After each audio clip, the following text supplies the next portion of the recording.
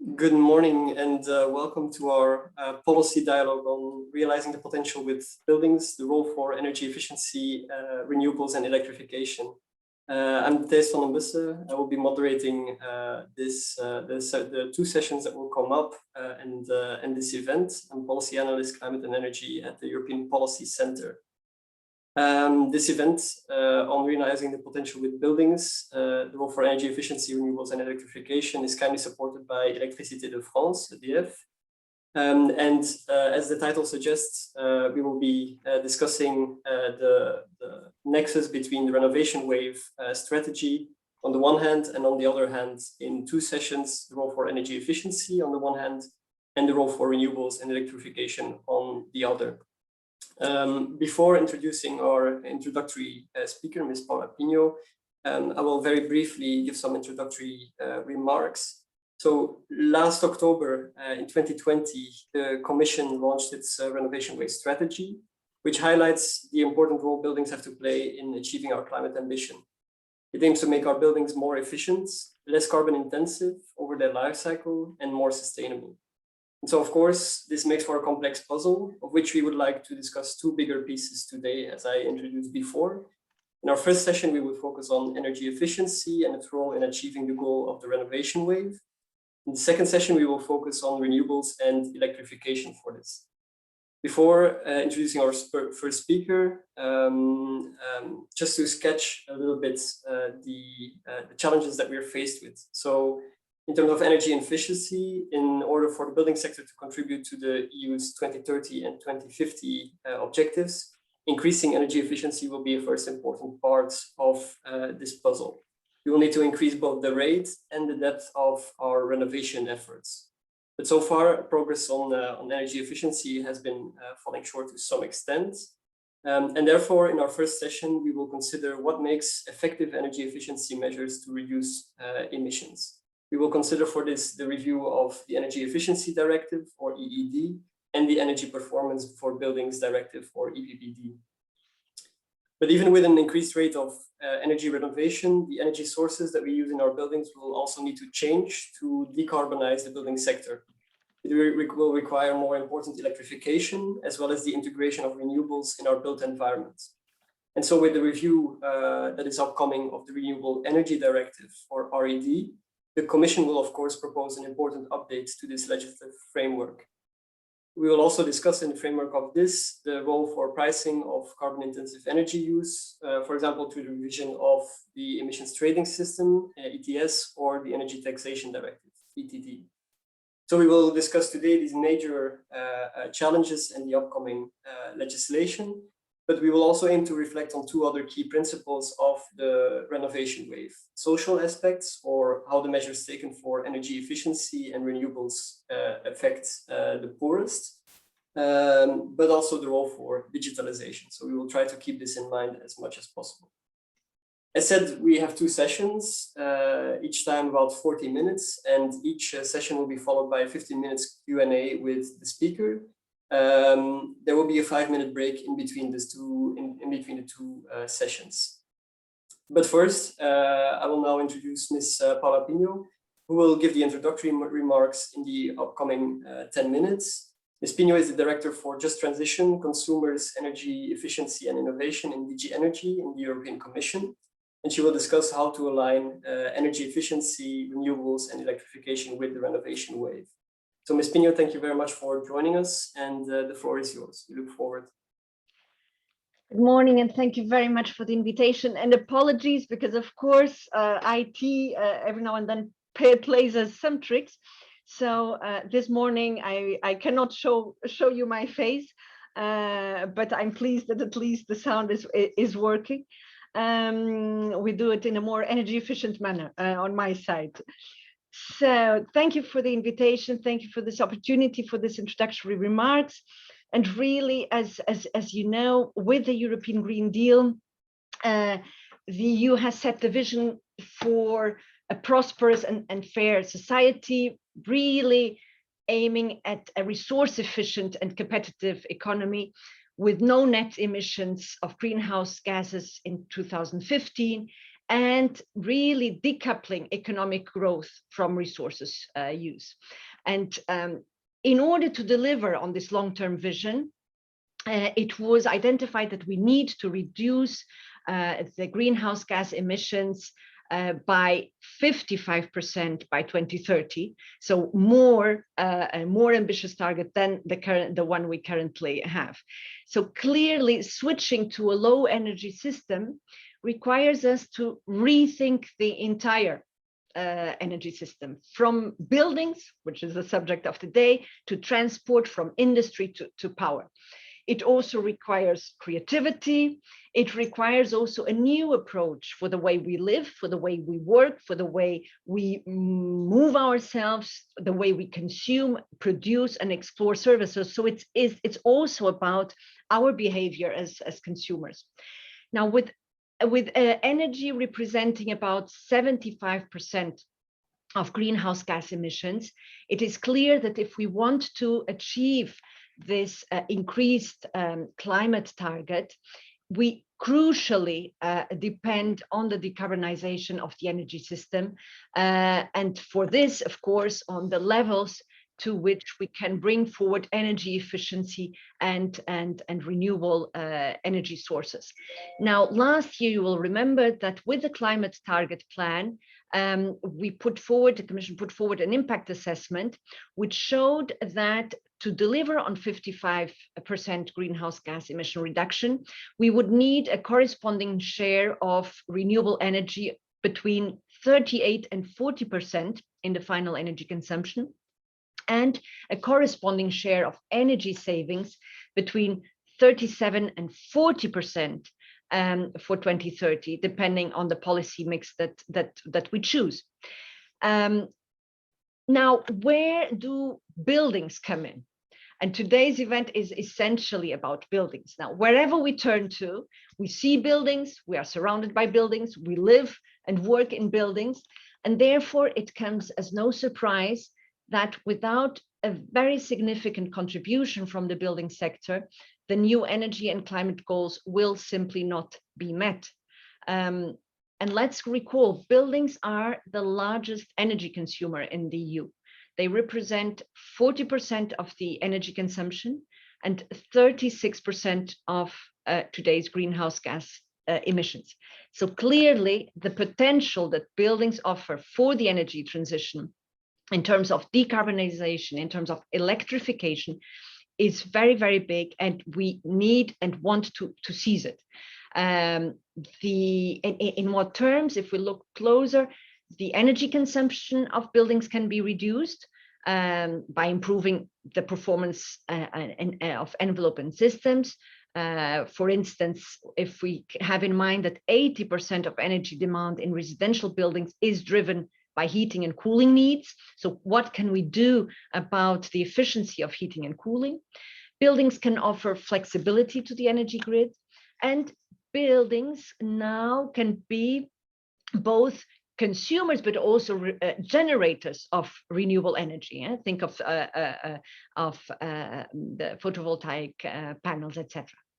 Now, we have highlighted last year in the renovation wave strategy where the efforts in buildings really need to be ramped up, in particular regarding existing buildings.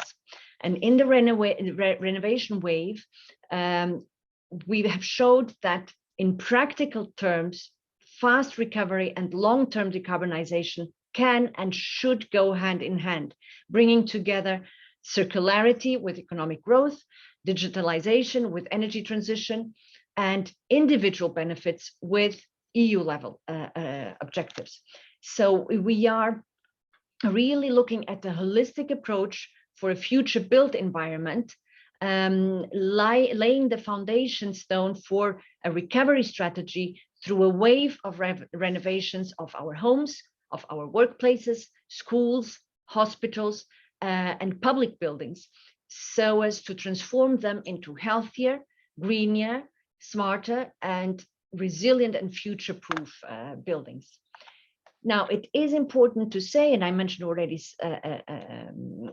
above, that renovation is not limited to energy performance and energy savings, and that investments in renovation must also promote environmental sustainability of building solutions and materials, accounting really for the whole life cycle of buildings, from construction through the operation phase, renovation and demolition.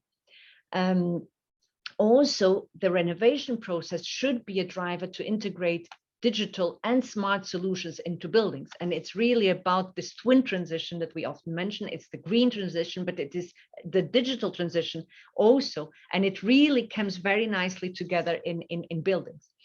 And just as importantly, renovation is also about how we interact with the buildings. It's about health, it's about energy poverty, or actually tackling energy poverty, reducing energy poverty by well-insulated buildings, for instance, and it's about providing safe and affordable housing.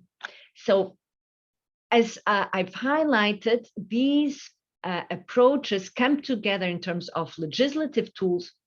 We are addressing these in several legal instruments: the Energy Efficiency Directive, of course, the Renewables Energy Directive, and the Energy Performance of Buildings Directive.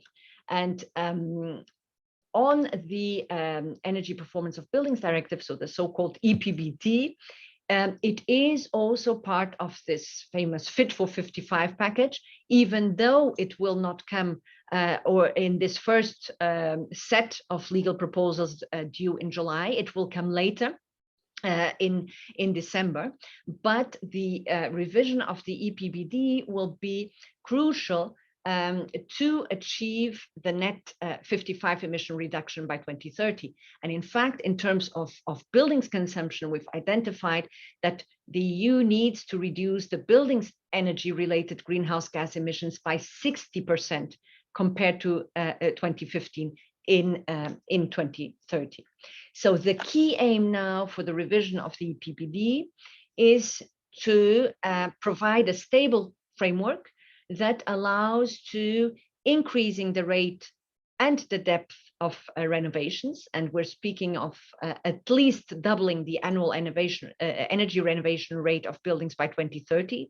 This has already been set in the renovation strategy last year, to enable the decarbonization of both new and existing buildings, and to push the modernization of buildings and their systems with digitalization as a key enabler.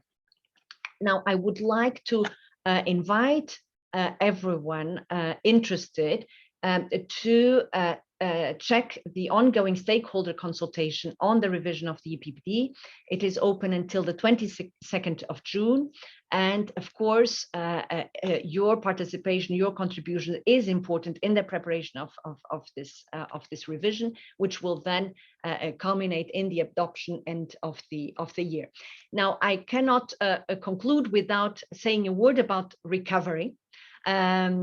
Because we really, if we speak of buildings, we really also need to highlight the multiple benefits of building renovation in terms of local economic recovery and in terms of the potential of job creation.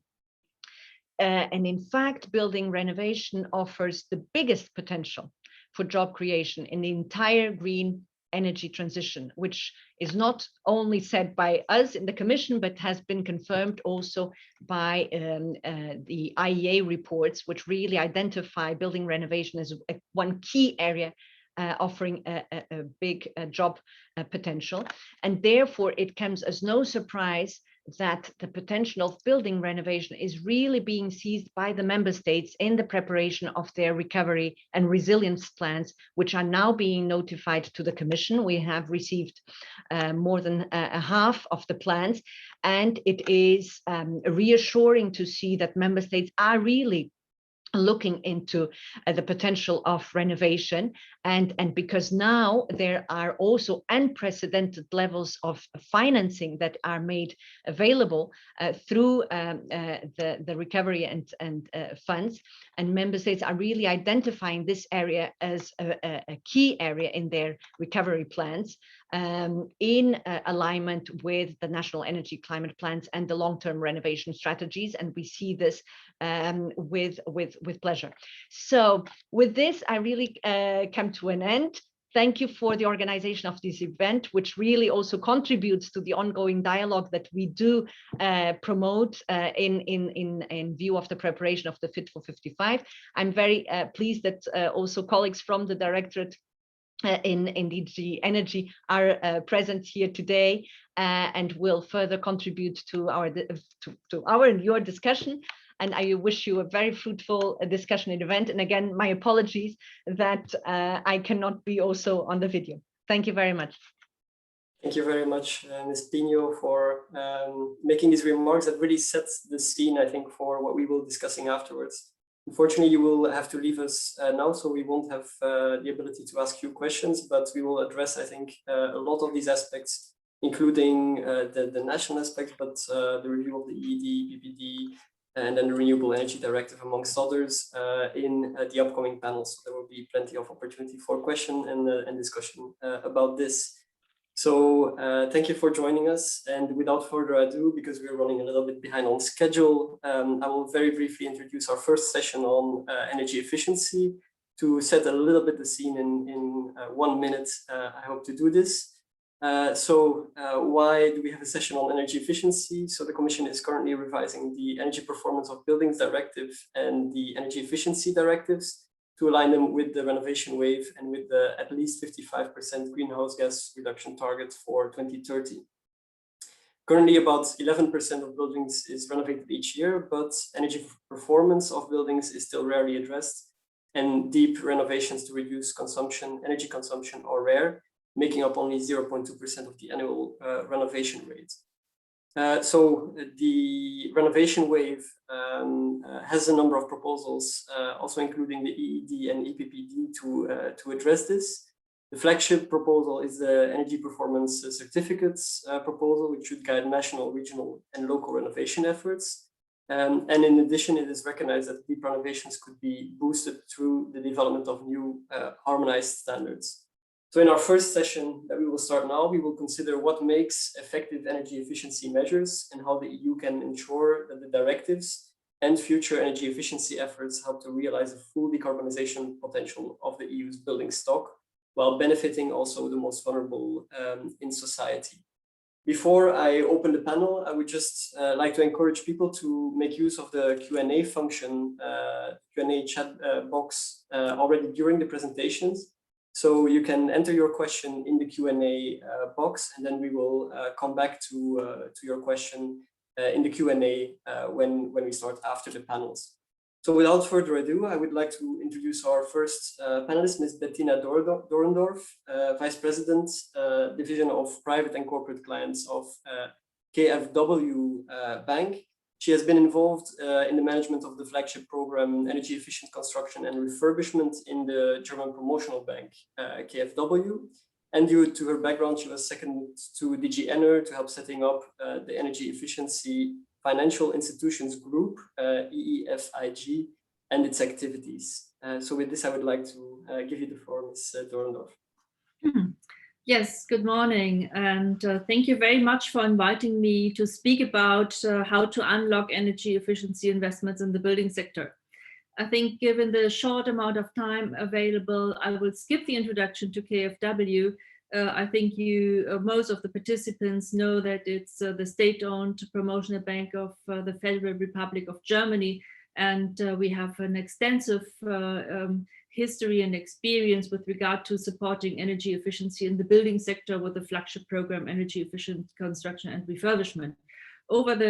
Since 2006, we have supported more than 6 million housing units with a promotional support for energy efficiency in the building sector. So I will skip further introduction to KfW and jump right into the topic. Let me start with one observation.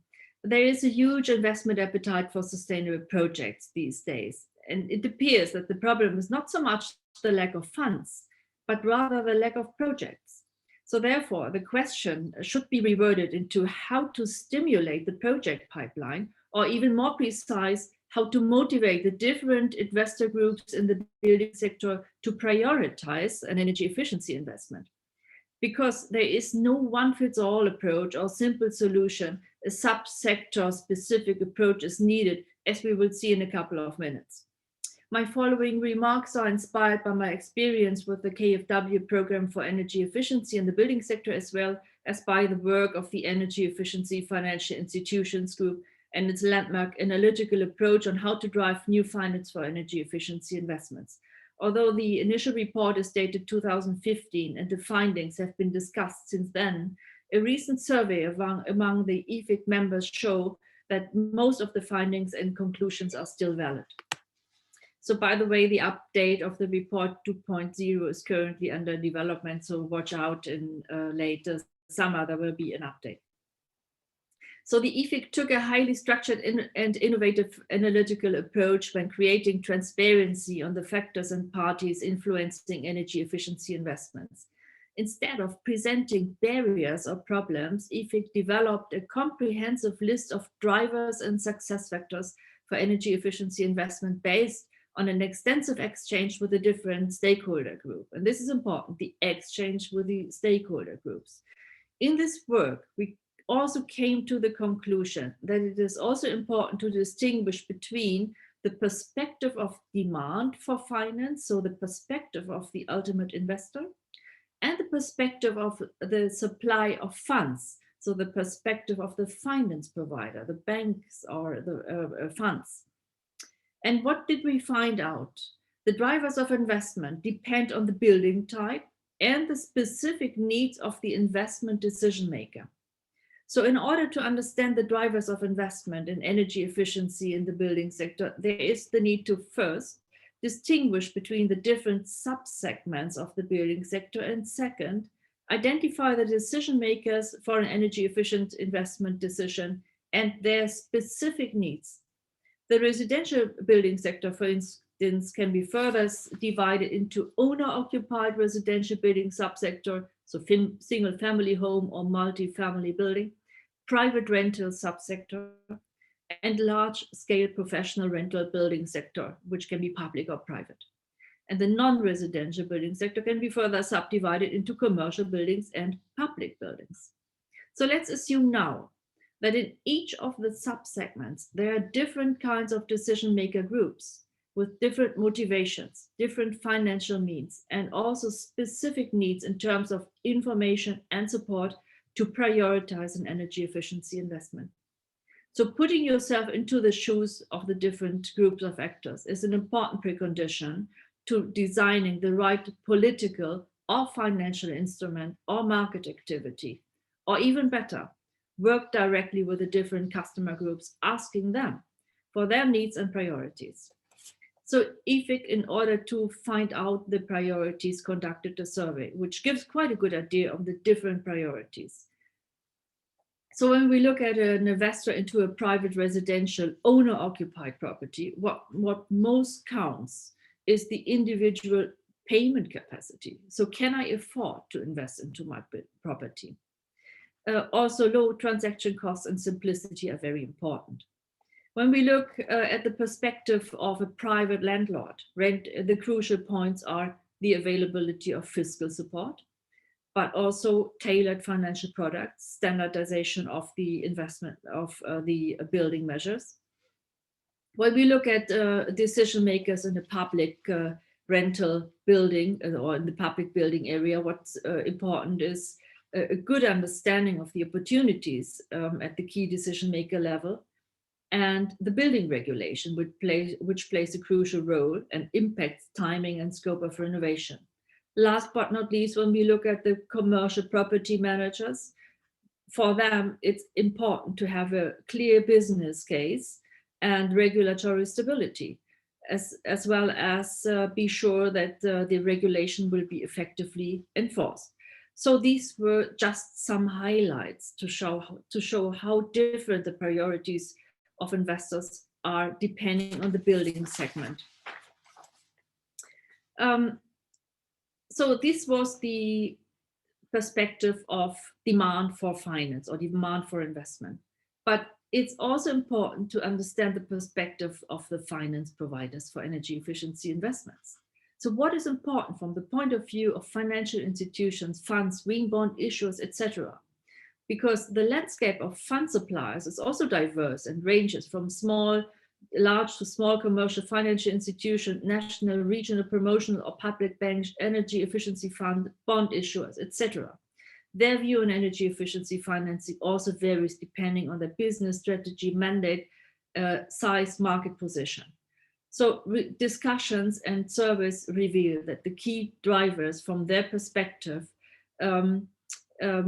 is, first of all, a standardization of all parts of the investment value chain, which ranks #1 for the finance providers. Because given the small and in general fragmented nature of energy efficiency investment, standardization is also important for bonding and refinancing portfolios of small properties. A reliable data track record for different types of energy efficiency measures to build a business case is also very important, which requires measurement and verification tools and processes. So in summary, the spectrum is highly complex and there is no silver bullet. Stimulating the pipeline for energy efficiency investments in the building sector cannot be resolved with a single policy or instrument. Specific approaches and instruments are required for specific building segments and their stakeholder groups. So let me conclude. The energy efficiency investment ecosystem for the building sector is heterogeneous in terms of subsectors and stakeholders and impact on the investment decision. And there is the need to distinguish between the drivers of demand for investment, so the customer perspective, and the drivers of supply of funds, so the perspective of the finance providers. And a concerted action between the market actors and policymakers is required to create a really investment-friendly and stimulating environment for all actors involved. And this can be achieved through an ongoing process of exchange and communication at European, national, regional level, learning from best practice and making sure all well-functioning solutions are widely and well communicated. Thank you very much. Thank you very much, Ms. Dorendorf, for introducing this very diverse perspectives of the different needs of different subsectors, and kind of opening the debate with this. I would immediately like to transfer the word to Ms. Marion Labatut. She represents EDF and is the Deputy Director, European Affairs and head of the Brussels office. And she will talk to us about the rationale and possibilities for aligning the Energy Efficiency Directive with the renovation wave. So the floor is yours, Ms. Labatut. Thank you very much. Thank you for putting together this very nice event. A few words of introduction. EDF is the largest producer of renewable and low carbon electricity in Europe. Over 95% of the electricity we produce does not emit CO2, and we are also a main player in the renovation field and installation of heat pumps, for instance. And as a key player of the energy transition, we are convinced that the combination of energy efficiency actions and electrification is the way to a carbon neutral Europe. Indeed, the renovation wave is key because buildings represent 36% of total EU emissions and 40% of total energy consumption, as Paula Pinho reminded us in her introduction words. And as you can see on the slide, the International Energy Agency's net zero scenario, which is really a landmark in their work, it was published last week, it is very clear. On the left-hand side, you can see that to achieve net zero, what we need is very efficient new buildings, but also very deep renovation of the existing building stock. For what? To reduce the amount of energy which is needed to heat and cool every square meter. So if you see the little yellow and blue dots on the left-hand side, that's, let's say, the energy intensity, the energy you need to heat and cool every square meter. And this needs to be basically divided by 2 between now and 2050. And the key way to do that is to renovate. But another element, which is very important, is the heating and cooling technologies. So we need to develop and support decarbonized heating and cooling technologies. And as you can see on the right-hand side, the blue bar, the light blue bar represent heat pumps. Today, it is a small share of the total amount of heating and cooling systems. But if you want to achieve a net zero society by 2050, you would need at the global level at least 55% of heat pumps. I mean, heat pumps should cover 55% of the needs by 2050. So in the context of the Fit for 55, the revisions of the EED and the Eppd are key, and they should boost renovation, but also maximize CO2 reduction emissions in buildings. So what I want to bring here is maybe a new concept. We all know the energy efficiency first. I think it should be energy and carbon efficiency first. What we need is that for each euro put in the improvement of a building, we maximize the reduction of energy consumption, but also the reduction of CO2 emissions. So a few concrete ideas on how to achieve that.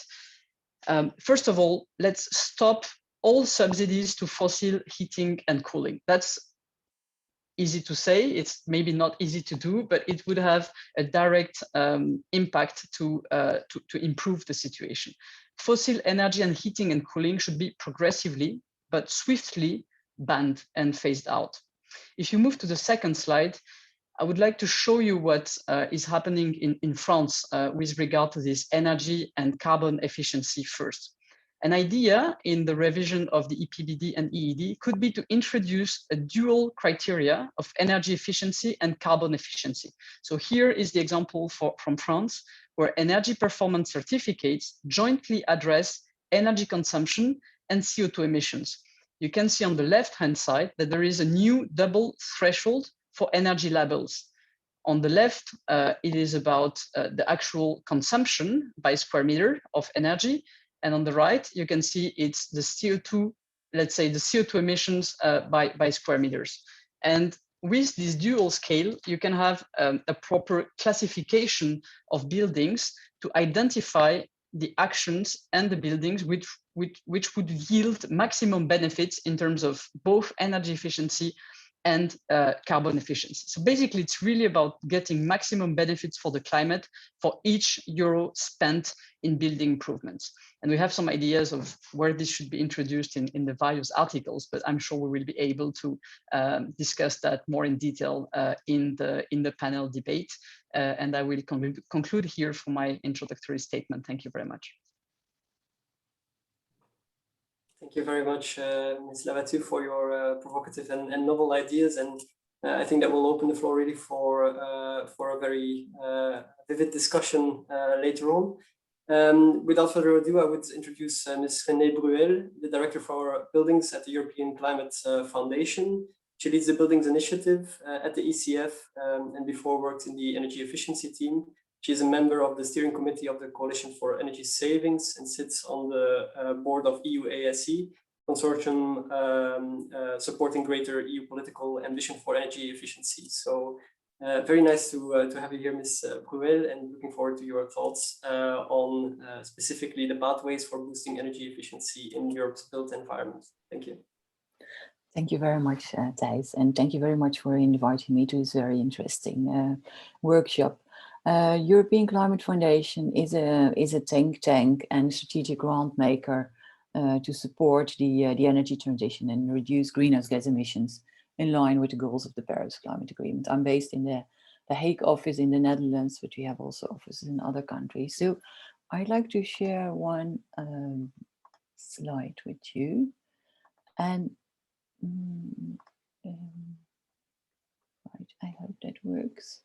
So this is from a study that CE Delft and Klimact did last year upon our request to look at how to decarbonize the building sector. On the left-hand side, you see the building, the CO2 emissions in the building sector, with current policy, with current EU policies. And then on the right-hand side, you see the possible emission reduction from the different elements of the the building sector. So here you have the building envelope, the reduction potential of the building envelope, so renovation. Here is the emission reduction potential of the heating fuel switch, so what Ms. Labatut talked about. Then there's appliance efficiency, renewable electricity, and last but not least, the reduction of carbon intensity of materials. So what we see is that over the last 20 years, the efficiency of appliances has improved significantly via the setting of efficiency standards and the energy label, and also renewable energy targets for 2030 and 2020 was set, which is the reason why a good share of the emission potential of appliances and renewable electricity for the building sector has been reached already. There's still a very significant potential though, and the good thing is we know which policy measures work. But I'd like to talk more about the other three. And what we see is that the current European policy framework on buildings is lacking effective policies in the areas with the largest emission reduction potential. So renovation, heating fuel switch of fossil-free heating, and reducing embodied carbon. And the Green Deal and the renovation wave is the opportunity to set that right. So I will zoom in on the Energy Efficiency Directive, the Energy Performance Directive, and Eco-Design and Energy Labeling, because those are the main EU-level energy efficiency instruments. So for the energy efficiency, the Energy Performance of Buildings directives, it needs to start targeting the existing building stock. And therefore we need to introduce minimum energy performance requirements for existing buildings, with a view to improve the energetic quality of the building stock, to reduce energy demand and improve the living conditions of citizens. And that has to be accompanied by improved energy performance certificates and adequate financial support schemes that Ms. Dorendorf talks about. For new buildings, I think we need to clearly exclude the use of fossil fuels for heating and cooling immediately, and introduce measures and targets to reduce the carbon content of materials. And the long-term renovation strategies need to introduce milestones to renovate a building stock based on the introduction of the minimum energy performance standards. And those minimum energy performance standards for existing buildings need to be tightened over time, so that also the existing building stock will reduce emissions over time. On the Energy Efficiency Directive, it is really important to bring the energy efficiency target in line with the 55% greenhouse gas emission target for 2030 and the 2050 objective for climate neutrality. And it needs to be binding, because what we've seen is that the energy efficiency target is the only EU level climate target that is not being reached, and it's only the only target that's non-binding. So we also need at national level, we need national binding targets on energy efficiency. The public sector will have to lead by example. So that's both on renovation, but also on public procurement and other elements. And the Energy Efficiency Directive also has a definition on high energy efficiency cogeneration and efficient district heating. I think that needs to be brought in line with the 2050 goals, because highly, as also Ms. Labatut said, efficiency and decarbonization need to go hand in hand. So then coming to the last EU policy measure, is eco-design and energy labeling. This has been the most effective EU policy to reduce energy demand so far, and it never gets much attention. Eco-design rules have contributed 50% to the 2020 energy efficiency target, and are expected to contribute another 25% to the current 2030 target. And I think we should make more use of eco-design and energy labeling and set progressive standards for all kinds of appliances with a view to reduce greenhouse gas emissions and improve the energy efficiency. So that means, for instance, that for the current revision of eco-design requirements on space and water and hot water heaters, The requirements should be set in line with the recommendations of the IEA Net Zero 2050 roadmap, as was mentioned by the previous speaker, which also means no new fossil fuel heating boilers from 2025 on. That was a clear recommendation from the IEA. I'll leave it at that for now, and I'll look forward to the discussion. Thank you.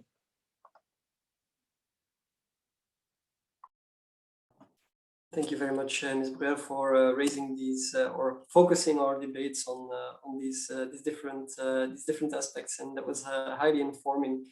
So without further ado, I would like to now give the word to Mr. Gaspard Demur, who is joining us from the European Commission. He's team leader for national renovation strategies and recovery and international cooperations on buildings in DG ENER, and he will give some thoughts and initial reactions to us this morning. So very welcome, Mr. Demur. Good morning to everybody, and many thanks to give us the opportunity to speak today. I think it's a very timely discussion on both fronts. We are in the middle of the legislative revision process, both on Eppd, and also in the middle of the process of the recovery plans. We are currently analyzing the plans that are being provided by the member states, where the energy efficiency dimension, especially for buildings, is highly important. So a couple of remarks, building also on what has been said so far. We have a huge challenge with the buildings. You know that only 1% of the buildings in Europe undergo energy efficient renovation every year. So if we want to achieve the targets that were mentioned by my director, Paula Pinho, we have 35 million buildings to renovate by 2030. And that's the reason why in the renovation wave adopted in October last year, we have a double key objective.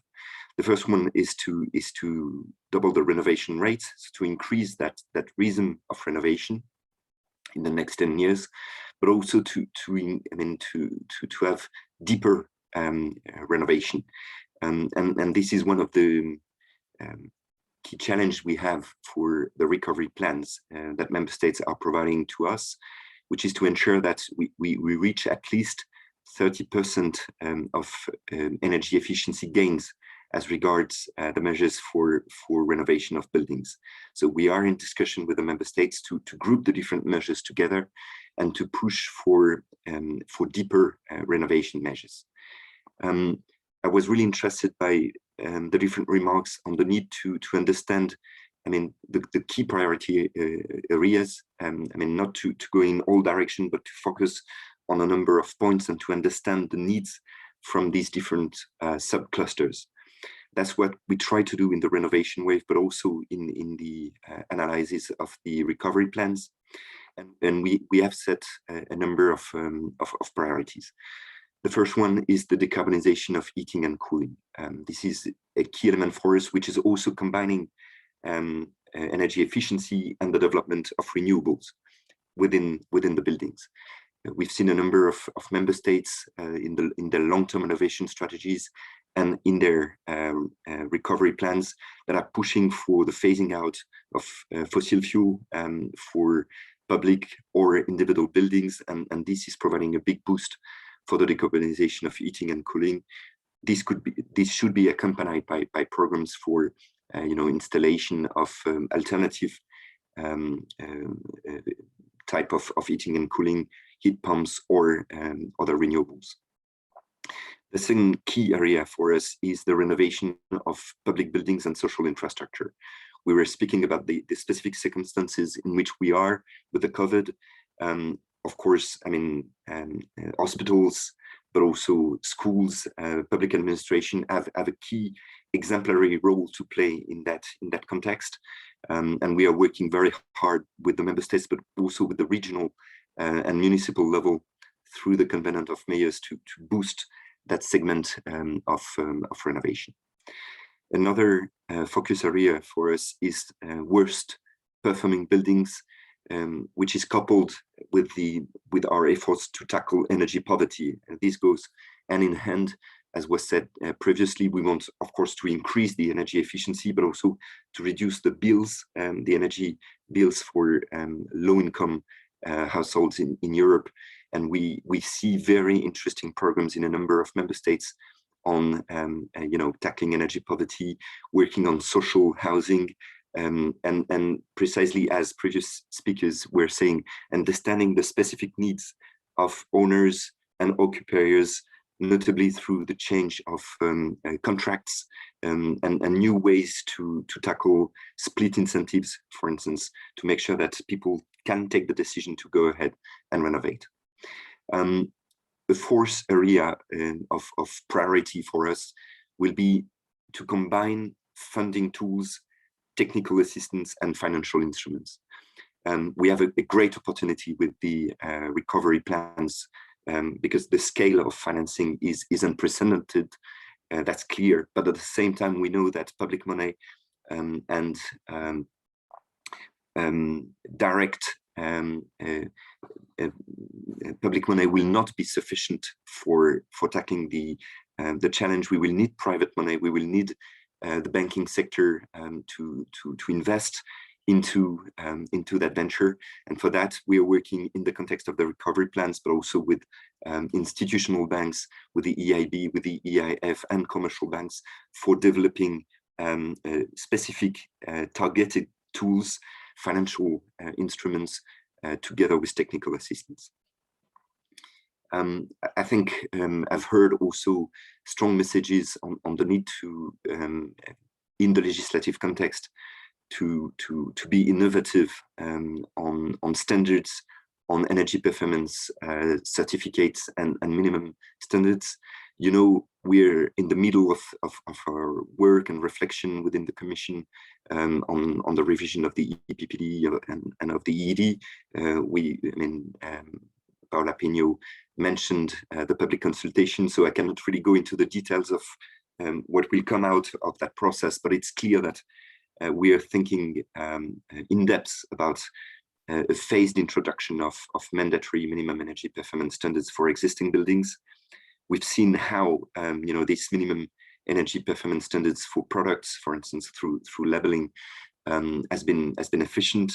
And this is something that we are looking at very precisely in the impact assessment and in the consultation as a key tool for the next steps. Of course, legislative standards, financial instruments will be important, but we know that we will not reach our objectives without also a strong reflection and action on products and materials for construction, because the renovation wave could also risk to end up with a waste wave if we're not really attentive to what we're doing. So that's the reason why we're working closely with colleagues in DG Grow, DG Environment, and other colleagues on new sustainable materials and nature-based strategy, looking at the legislation on marketing of construction products, and also the concepts of material reuse and recycling and recovery targets. I think I will stop there to leave time for the discussion. I think the discussion we have today is extremely important to inform the process of revision of the EED and EPPD. We will continue to interact with all of you for getting the best ideas and integrating them in the process. So many thanks for this opportunity today. Thank you very much to you for joining us and for giving this overview. And I think also what was mentioned in the beginning, the role of member states and the cooperation between the EU and the member states will also be a crucial role for this. So with this, I would like to open up further the floor to questions. I see that we've already got a number of questions in the Q&A chat box. I will try to integrate them into a limited number of questions as our time is relatively limited. We have a couple of minutes, about 20 minutes, but still. So if I could ask the panelists maybe to keep the cameras open as much as possible, and then we can engage as much as possible also with those questions. The first one, the first question that I would like to ask would be about the criteria of determining effective energy efficiency measures. I think we had a couple of speakers talking about targeting subsectors as an efficient measure. We heard speakers talking about eco-design, but also about introduction of carbon intensity as a criterion for efficient energy efficiency measures. So I would like to hear your reactions to this. How can we determine criteria for efficient energy efficiency measures? And linked to this, a question that was here, but I see that it has been answered. Specifically here was in Spain, we have 2 indicators in the EPC, the energy performance certificates, but we did pick 2 labels. How does the French EPC unify the 2 indicators into only 1 label related to this? So I would like to open the floor to your answers on determining efficient measures.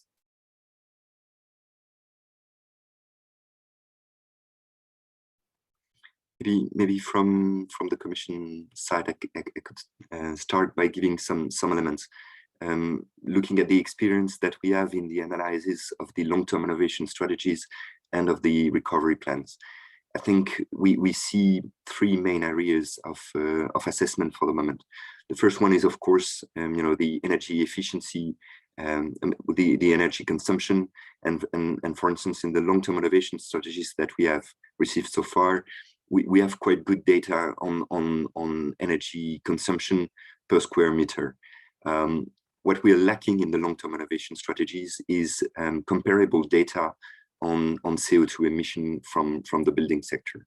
Some member states are providing elements, but many other member states are really just providing the elements, on energy consumption. So in the context of the revision of the Eppd, we are also reflecting about, the better standardization of the information we get, notably on the front of CO2 emission. This is something that we are reflecting upon. Another element is, of course, the depth of renovation.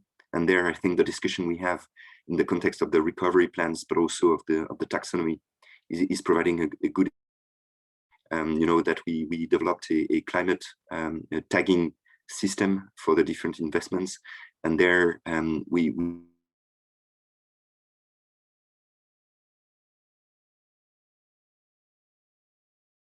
I think the connection broke for a second, Mr. Demur. Of intensity and of the depth of renovation as a key criteria. And I'll stop there and leave the floor to the other speakers. So may I pick up on this question as well? So I can only stress that without the stakeholder groups willing to invest and willing to take action into and invest into energy efficiency in the building sector, really nothing will happen. So let me just mention a couple of points which are important to stimulate the demand. So for private residential buildings, so the slogan should be "Make it easy." So from many years of experience with the KfW programs, we know that it's really important to support the private investor by giving access to an energy expert which guides through the investment process. From our experience with the public sector, we and Gaspard Demur has also mentioned this, combining financial instruments and technical assistance. We know that the public sector actors are in need for help and support as regards the professional support to plan and implement energy efficiency investments. That's why in our programs we have introduced the promotional grant element for hiring up to 2 years a manager helping municipal clients to go through the investment planning and implementation process. So make it easy for them. I think it's very important to stress that each customer group has to be tackled one by one. So for instance, we are creating a tool which provides information for private rental, for private landlords to see the effect of an investment on the value of their building. So if it's possible to create the connection between the investment and the personal interest in the situation, this can stimulate the demand. So when a private landlord sees that the possibility to rent out the property improves as an effect of energy efficiency investment, so this really triggers the idea and the question, how can I do this? For commercial building owners, the German Corporate Association for Energy Efficiency developed a tool which shows the impact of no action on the property, on the portfolio value. So the tool shows that the increasing regulatory pressure on the building sector and the cost of no action by creating transparency on the potential stranded asset risk. Thank you.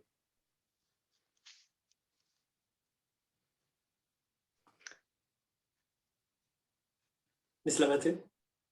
Yeah, if I may jump in here, I think that with the current framework that we have, we see that fossil energies or fossil heating and cooling systems are still being supported. So we think that there could be some improvements to the criteria, and also in terms of leasability, visibility for the consumer. So a few concrete ideas here in the context of the EED and Eppd revision.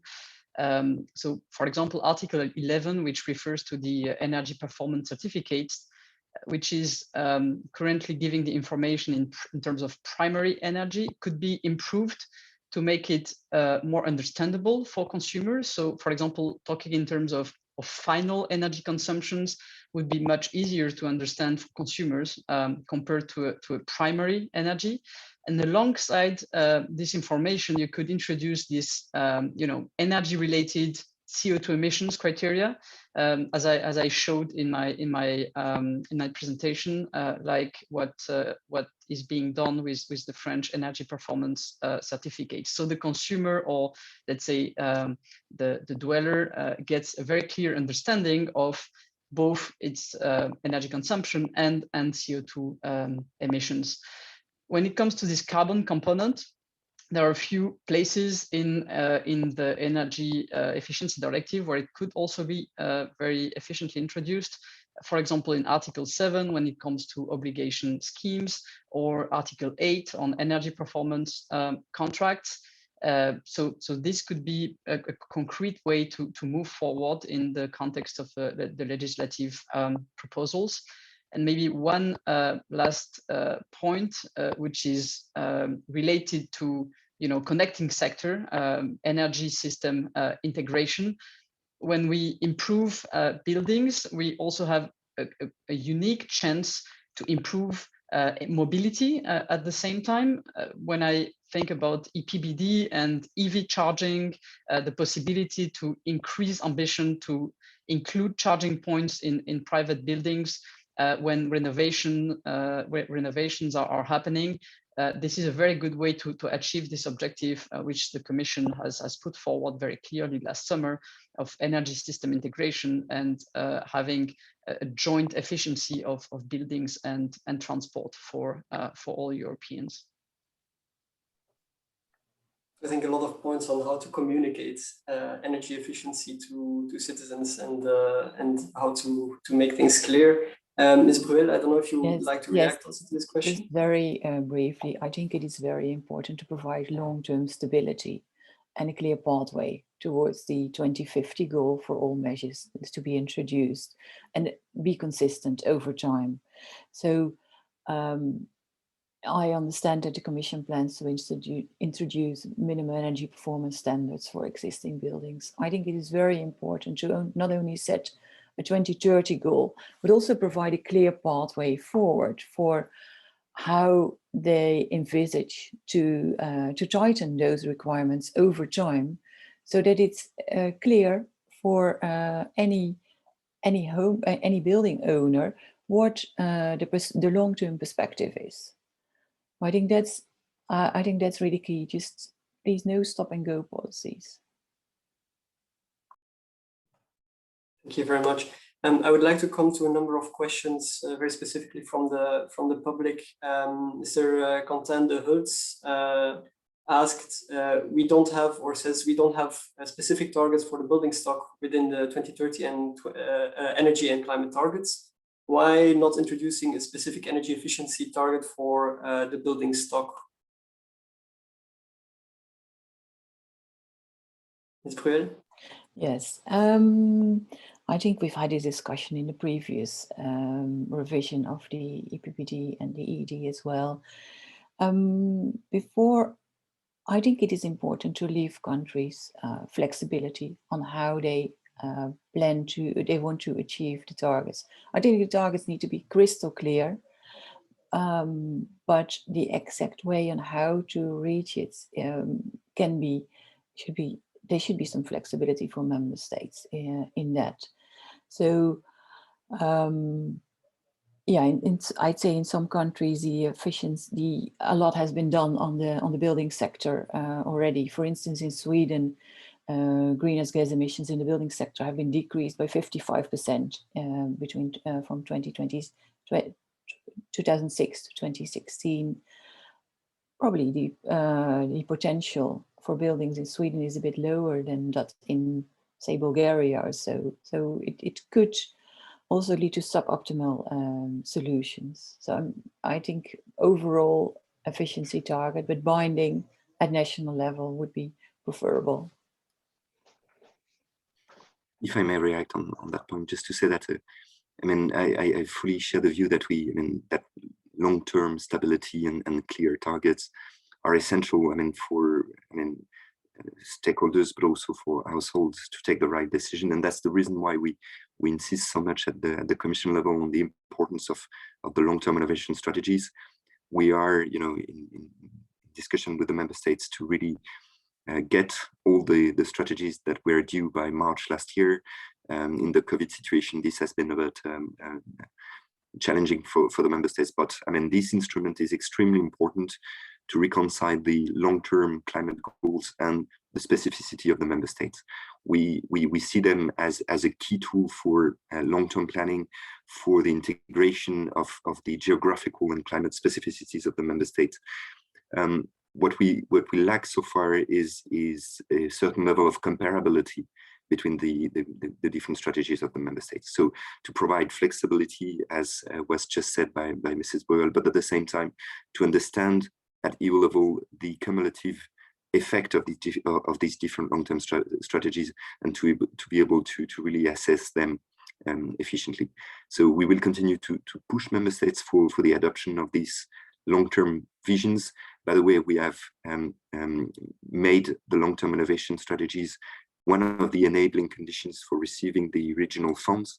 So it's also a tool for pushing for the establishment of these long-term strategies, and we will continue to be there to advise member states on developing the best long-term tools.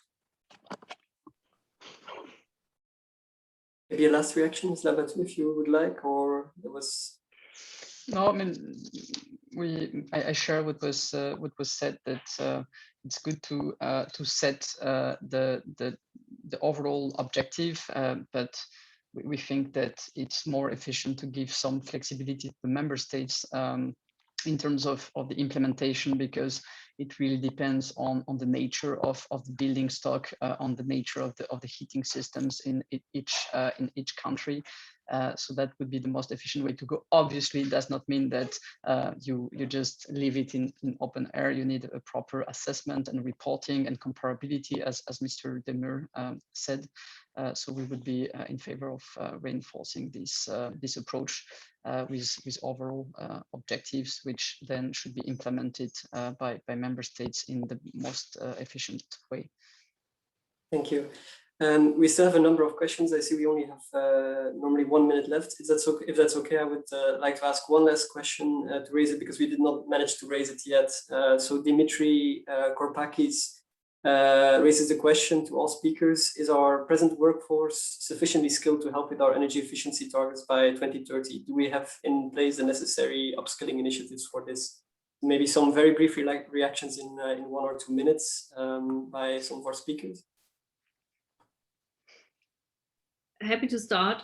I think workforce is one of the large bottlenecks, because if we want to make sure the renovation rate doubles, this requires a skilled workforce. And even these days, at least in my country, there is a scarcity of skilled workforce, and a lot of support has to be provided in order to attract new people to learn the specific professions which make a home renovation happen. So I think this is a very crucial point.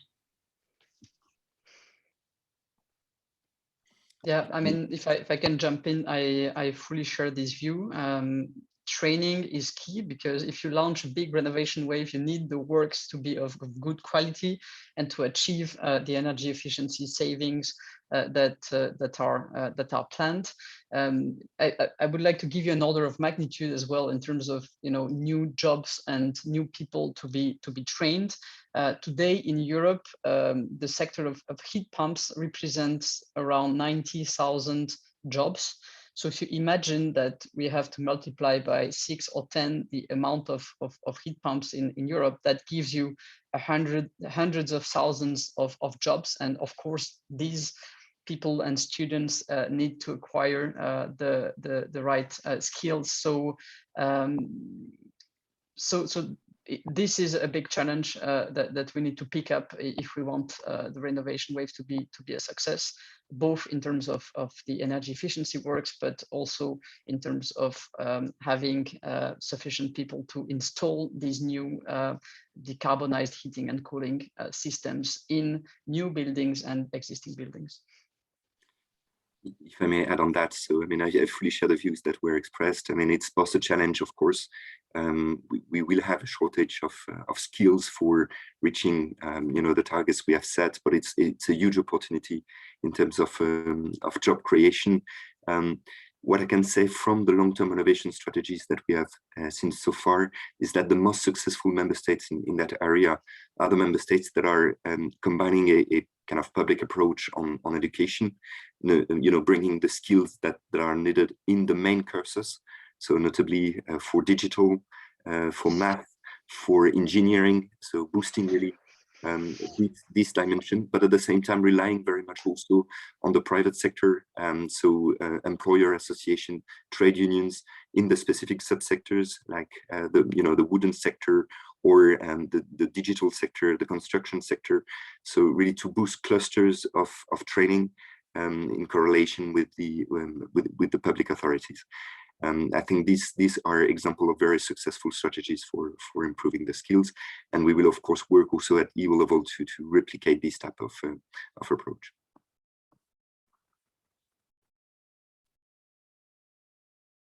Okay, if there's no further reactions to this, I do see we have 2 minutes left. So I would like to make use of that to raise one last question that was asked. Mr. Malcolm Harbour asks, how can the use of public procurement instruments be promoted to deliver energy efficient buildings? The directives allow green procurement criteria. Do we need to make standards a higher priority? Just very briefly, maybe in 1 minute, if we can get some responses. Okay, I just think that green public procurement needs to become the standard instead of an option. That's that's probably not something that can be done through the EED, but the public procurement directive can be revised to make that a standard. I mean, at the Commission level, we also think green public procurement is a key tool for the renovation wave. That's the reason why we insist so much also on the renovation of public buildings to start with, because this is an area where the instrument of green public procurement can be used first. But we also see that there is a need for a better definition of green public procurement, notably for integrating the sustainability criteria and life cycle approach. So we see, member states that are advancing a lot on this to have this life cycle perspective also in the green public procurement dimension. Thank you very much for your responses to this. And with this, I think we will close this panel. Thank you very much to Ms. Dorendorf, Ms. Bruel, Mr. Demur, and Ms. Labatut for joining us for this panel. We'll now have a 5-minute break until 10:50. At 10:50, we'll restart another panel discussing renewables and electrification in Europe's built environment. Renewables, fossil fuels already came in a little bit in this discussion, but we hope to extend on that a little bit further in our next discussion. So we hope to see you there. We will have as speakers Mr. Dolf Gielen, Mr. Sam van den Plas, Mr. Bertrand, Martelet, and Ms. Eva Hoos joining us for this discussion. So we're looking forward to see you for our restart at 10:50. Thank you. Renewables and electrification. Thank you very much to those people who are joining us now freshly for this second session, which will be focused on renewables and electrification in Europe's built environment. We have an excellent number of speakers joining us here today. Mr. Dolf Gielen, Mr. Sam van den Plas, Mr. Bertrand Martelet, and Ms. Eva Hoos will discuss the role of renewables and electrification in Europe's built environment. The role of fossil fuels already came up in the last panel, but we would aim to now broaden a bit this debate to the role of electrification and renewables in Europe's built environment. The Renewable Energy Directive that the Commission is revising provides a real opportunity for reducing emissions related to heating and cooling of buildings. Energy efficiency alone, as came up also in the last panel, will not suffice. But while promising solutions exist, such as heat pumps, solar panels, community-level projects that democratize energy production, the introduction of such solutions in the built environment has been slow. The revision of the RED is expected to strengthen the current targets for renewable heating and cooling in buildings, for example. It will be accompanied, however, by several other updates under the Fit for 55 package. And in this discussion, particularly, we would like to also highlight the role of the ETS, the emissions trading system, and the Eppd, the energy taxation directive. Both revisions can affect the price signal for the carbon intensity of our energy. And so questions remain about how these instruments, the ETS and Eppd, can be used optimally to increase electrification and decarbonization, while also taking into account social aspects. So how are people, and particularly low-income people, affected by such measures? So this session will consider the hopes and expectations for the Fit for 55 package to tackle emissions and to increase the penetration of renewables and electrification through the renovation wave, with particular attention to the directives that I highlighted before, the Renewable Energy Directive, and the interaction with the emissions trading system and energy taxation directives. Just like in the previous session, I would like to ask people attending the event to already make use of the Q&A box to ask your questions ahead. And then we will try to make the time that is necessary to reply to your questions. So without further ado, I would like to introduce our first speaker, Mr. Dolf Gielen. Mr. Dolf Gielen is the Director for Innovation and Technology at IRENA, the Renewables Agency. He oversees the agency's work on advising member countries in energy transitions, renewable energy technology status and roadmaps, energy planning, costs, and markets and innovation policy frameworks. And he will discuss the increasing the uptake of renewable energies in buildings. We'll discuss lessons learned and prospects for the way forward. So with this, I will give you the floor, Mr. Gielen. Yeah, thank you very much, Thijs. It's a great pleasure to contribute to this discussion today.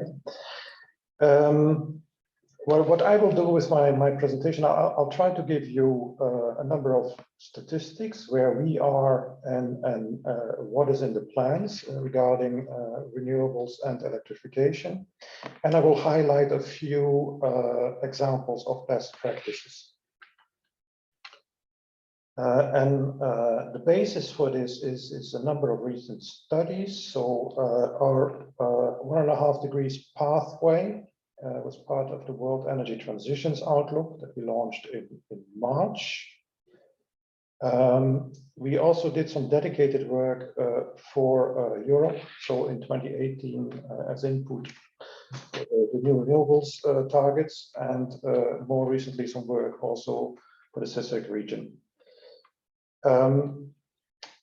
The building sector in Europe, as also in some other parts of the world, is very much dominated by the existing buildings. So that's why we're talking about renovation today.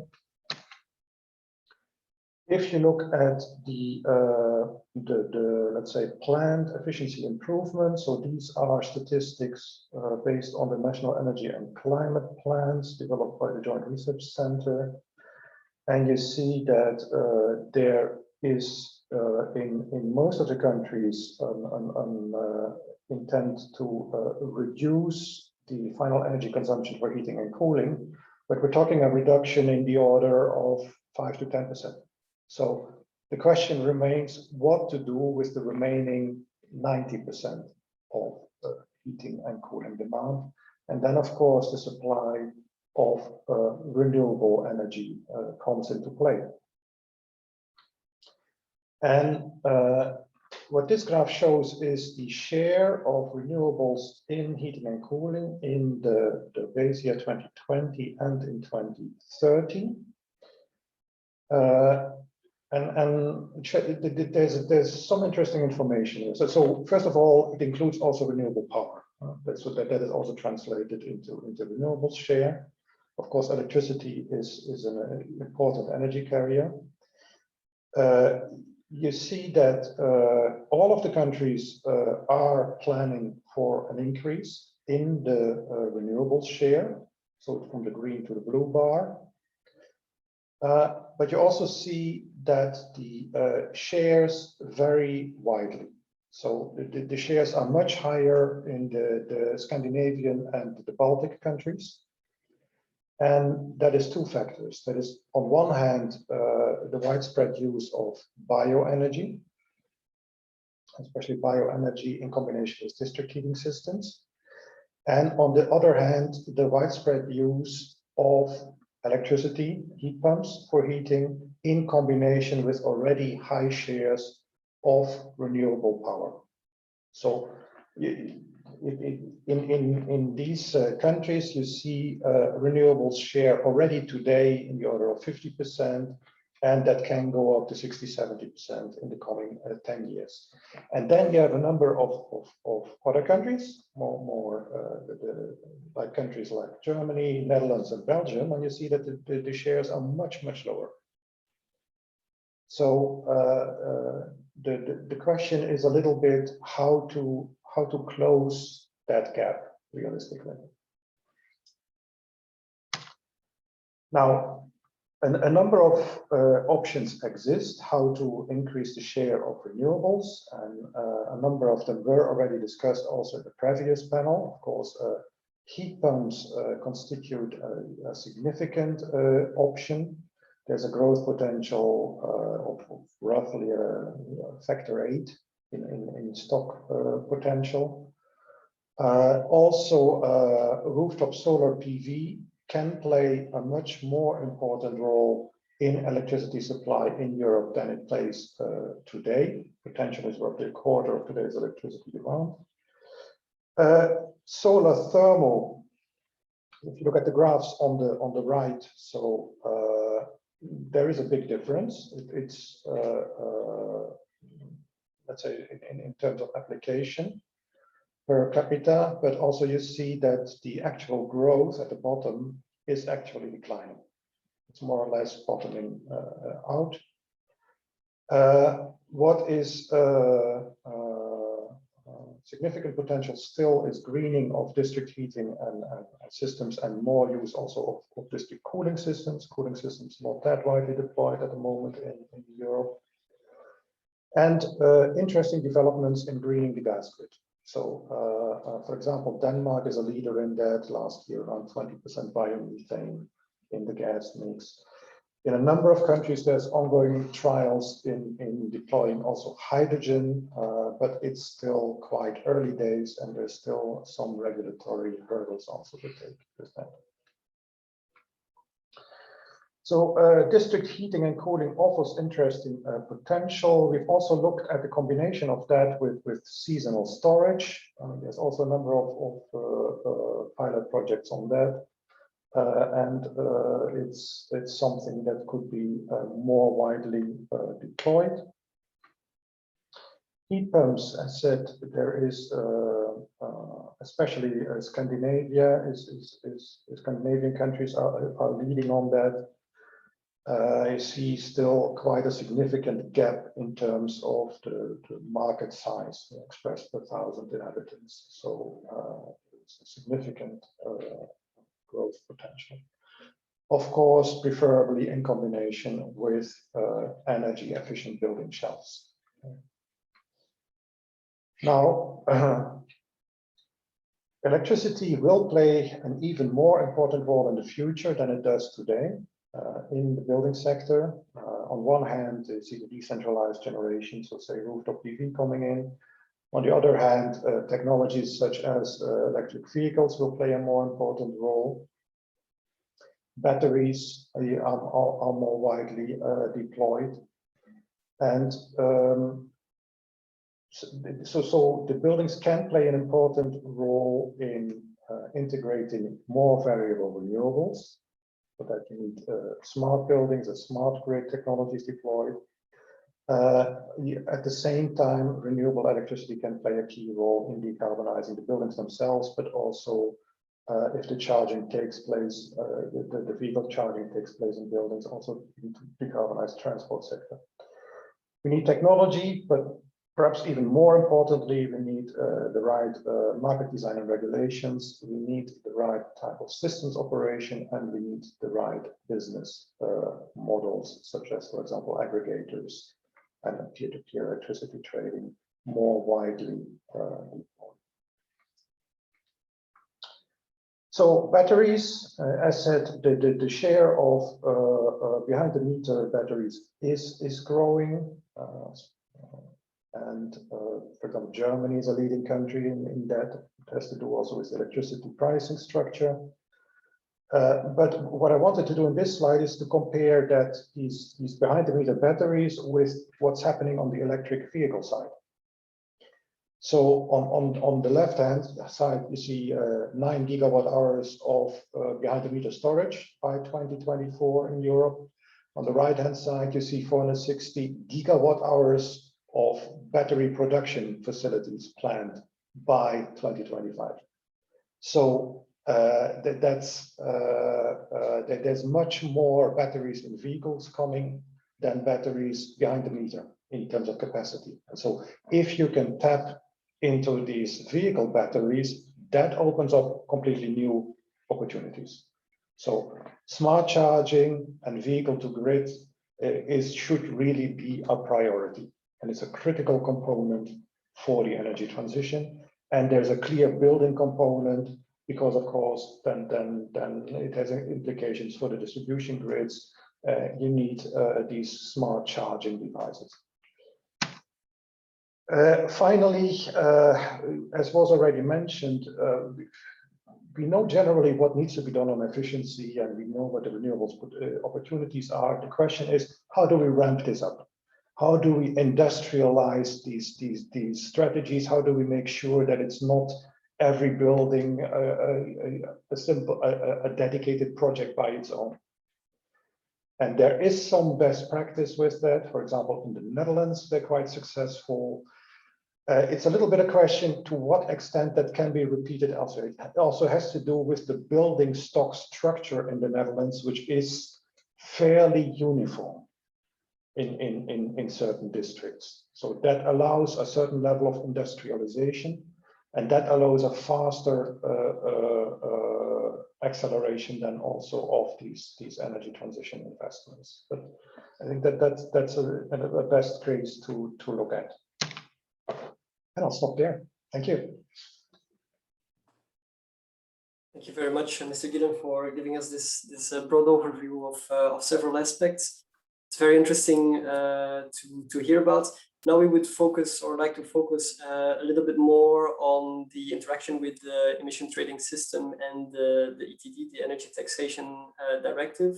And so for this, we have Mr. Sam van den Plas joining us, who is Policy Director at Carbon Market Watch, who will talk to us about the renovation wave and Fit for 55, how to coordinate the ETS and Eppd to lower greenhouse gas emissions. So, Mr. van den Plas, the floor is yours. Thank you, Thijs, and thank you to the European Policy Center for the invitation. It's a pleasure to be here, and it's a very timely discussion. Indeed, I'll focus on the carbon pricing components of this discussion. That said, I think also many parallels can be drawn to the transport sector just as much as the building sector, because the reason why we're having this debate is that the initial plans of the European Commission to increase the 2030 climate target contain the option of including not only buildings emissions, but also transport emissions into the European emissions trading system, which of course made us look very carefully. And at Carbon Market Watch, we have more than 15 years of experience looking at carbon pricing in the European Union. And if it taught us one thing, it's that there is a large gap between economic theory and what happens in practice. In an ideal economic model, imposing a carbon price signal on the economy, it kind of magically solves the challenge how to achieve net zero decarbonization, and cost-effective emission reduction solutions are discovered by the market along the abatement cost curve. Now, many of the other speakers have already highlighted this, particularly in the building sector. A whole host of non-market barriers exist, which kind of undermine that ideal economic potential. And we're talking about financial barriers, the upfront costs, the availability of capital, split incentives, also on the consumer side, lack of knowledge, time, hassle, the way this is communicated in general, how trajectories, decarbonization trajectories are perceived, and also the value chain, the supply chain was discussed. Is skilled workforce available? Is there enough capacity to have deep energy renovation in buildings? Long story short, a lot of difficult problems which are very tricky to solve with a carbon price alone. And that is even aggravated by a European carbon market, which we currently see as being notoriously short-sighted. It's not because there's a long-term net zero climate goal that this translates into a carbon price which avoids, for example, stranded assets in high-emitting infrastructure in the power sector, but also in industrial sectors in the shorter term. So this is part of the perspective by which we arrived at this discussion, warning policymakers that including building sector in the EU ETS would be not only very complex, it would be politically sensitive, and it also risks, let's be honest, to upset some of the progress which has been made in the European ETS and the increasing carbon price signal we have seen recently, which now finally impacts high-emitting power plants in Europe. It should have been there a decade ago, but we have this right now. So including buildings and transport emissions in the EU ETS, if it is not properly calibrated, it could risk another crash of the carbon price. So in that light, I think what came out of the European Council discussions yesterday is very significant.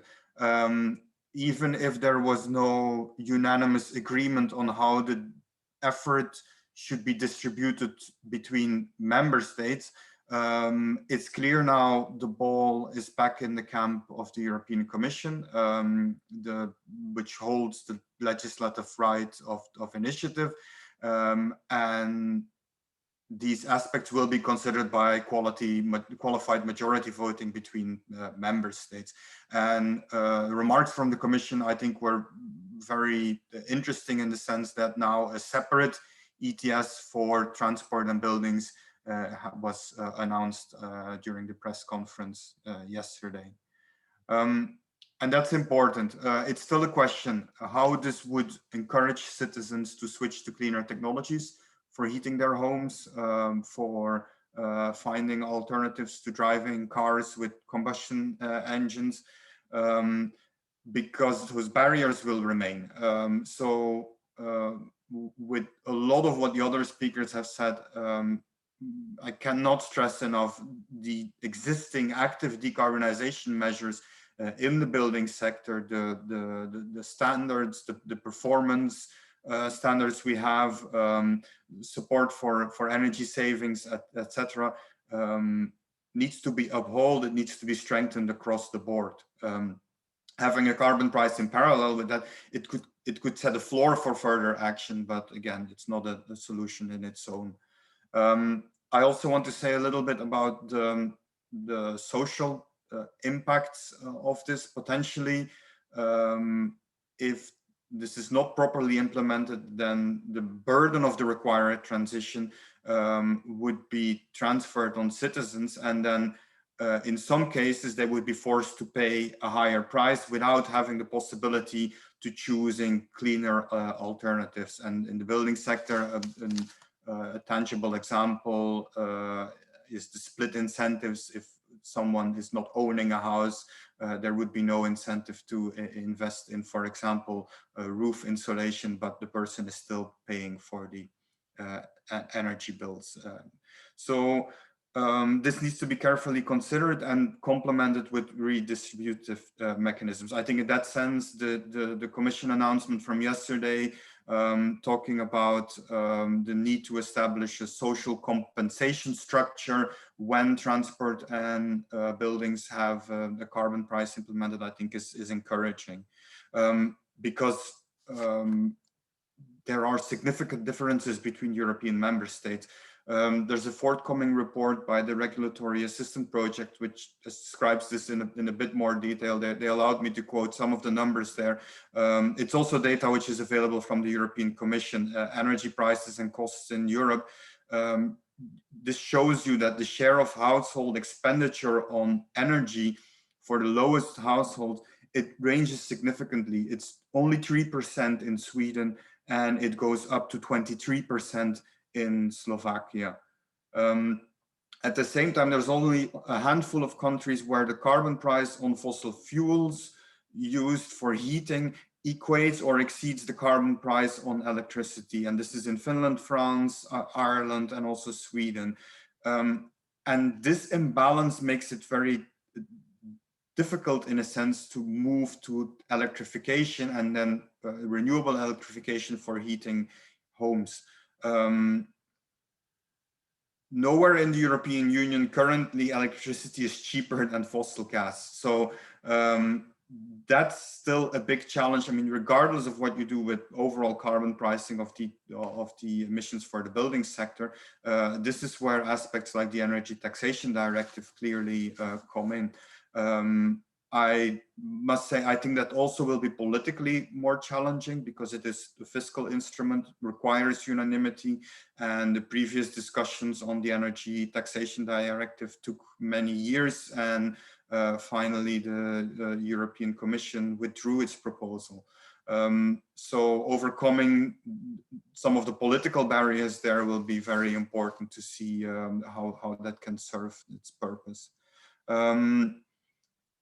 So, I mean, all in all, I mean, the combination of what we have now taxes and levies on electricity, and this is because we have support schemes in place, etc. It does skew the economics of space heating away from electrification, at the same time that we would like to promote and have people invest in electricity powered renewable heating technologies. So that's a key challenge going forward.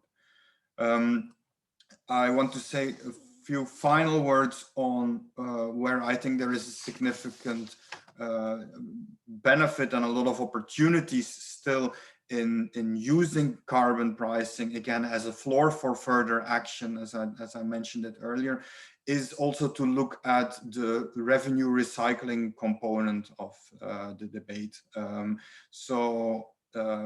Revenues collected by having carbon pricing for the building sector can and should be further reinvested in support programs for energy saving renovation, also in homes occupied by low income groups, early adopters of deep decarbonization projects, etc. All essential to at the same time deliver emission reductions and avoid negative distributional impacts of the measure. And this can in return then deliver further emission saving, which actually goes beyond just the impact of the carbon price alone. So all in all, worthwhile to consider, especially in the context of a package which is hopefully also fit for 1.5 and not just fit for 55. And I refer to the global warming limits enshrined in the Paris Agreement. I look forward to the further discussion. Thank you very much. Thank you very much, Mr. van den Plas, for these very interesting thoughts on the several other aspects in terms of pricing, ETS and ETT. That was very enlightening, and thank you for raising that and giving us also some updates on where we were at. We'll continue now the discussion with Mr. Bertrand Martelet. Just to say, we have one speaker, Ms. Eva Roos, who can't connect right now. We're trying to contact her, and we'll proceed now with the presentation of Mr. Martelet, who is head of strategic studies and planning at EDF Corporate Strategy Division.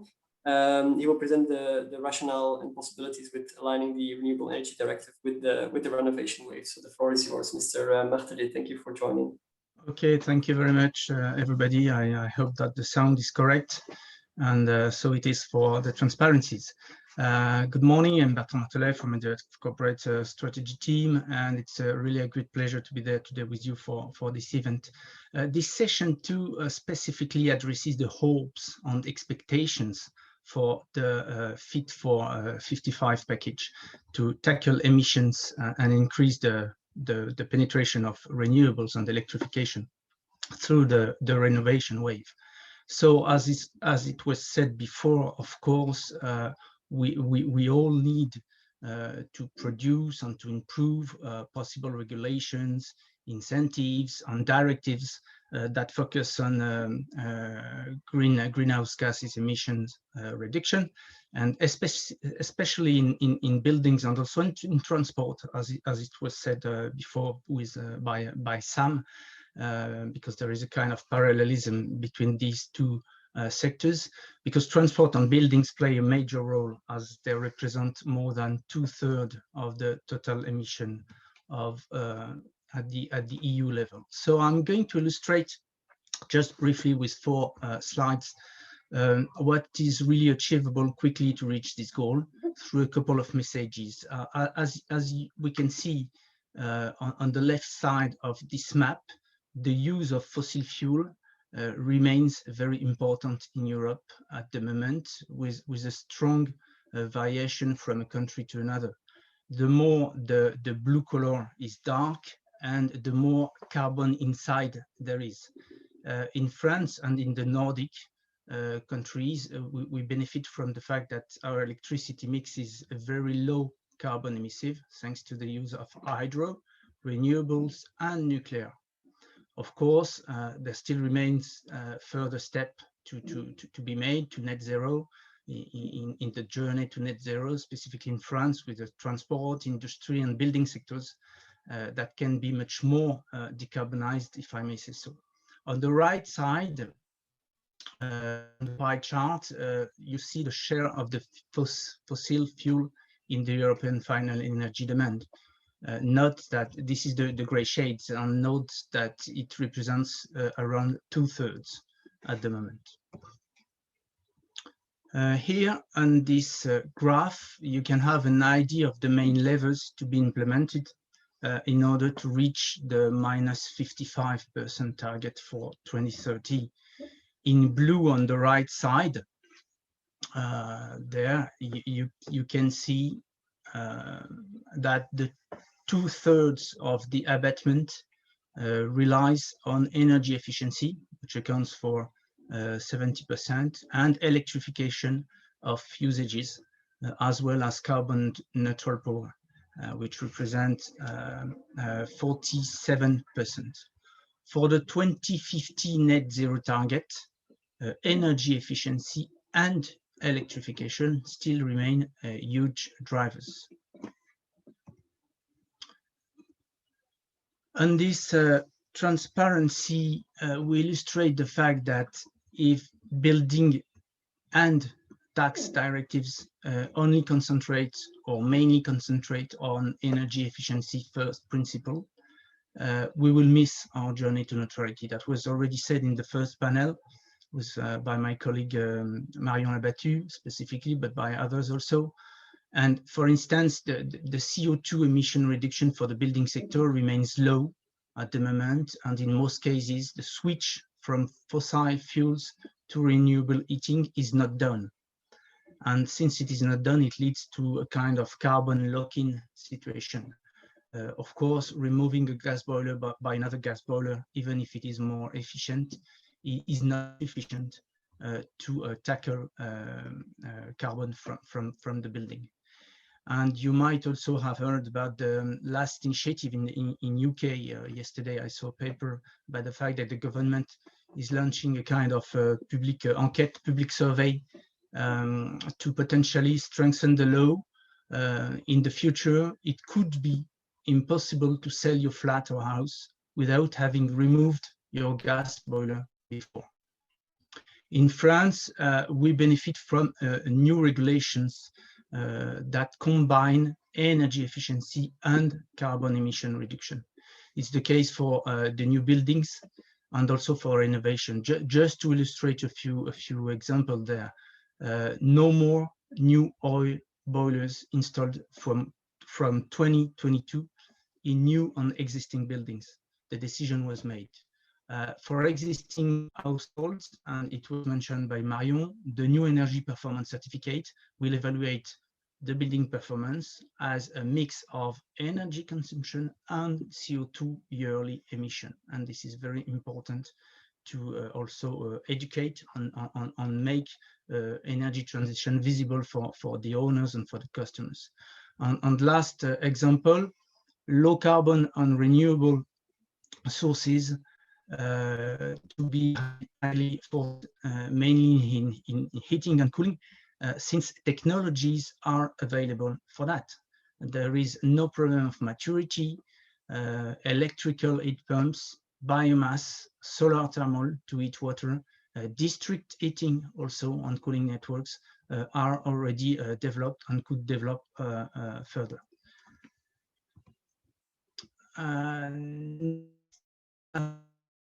We suggest a few recommendations for the next revised directives, and of course we will make our remarks or comments on the Eppd directive specifically that was mentioned in the first panel, since it is open for discussion and remark before the 22nd of June, if I have correctly understood.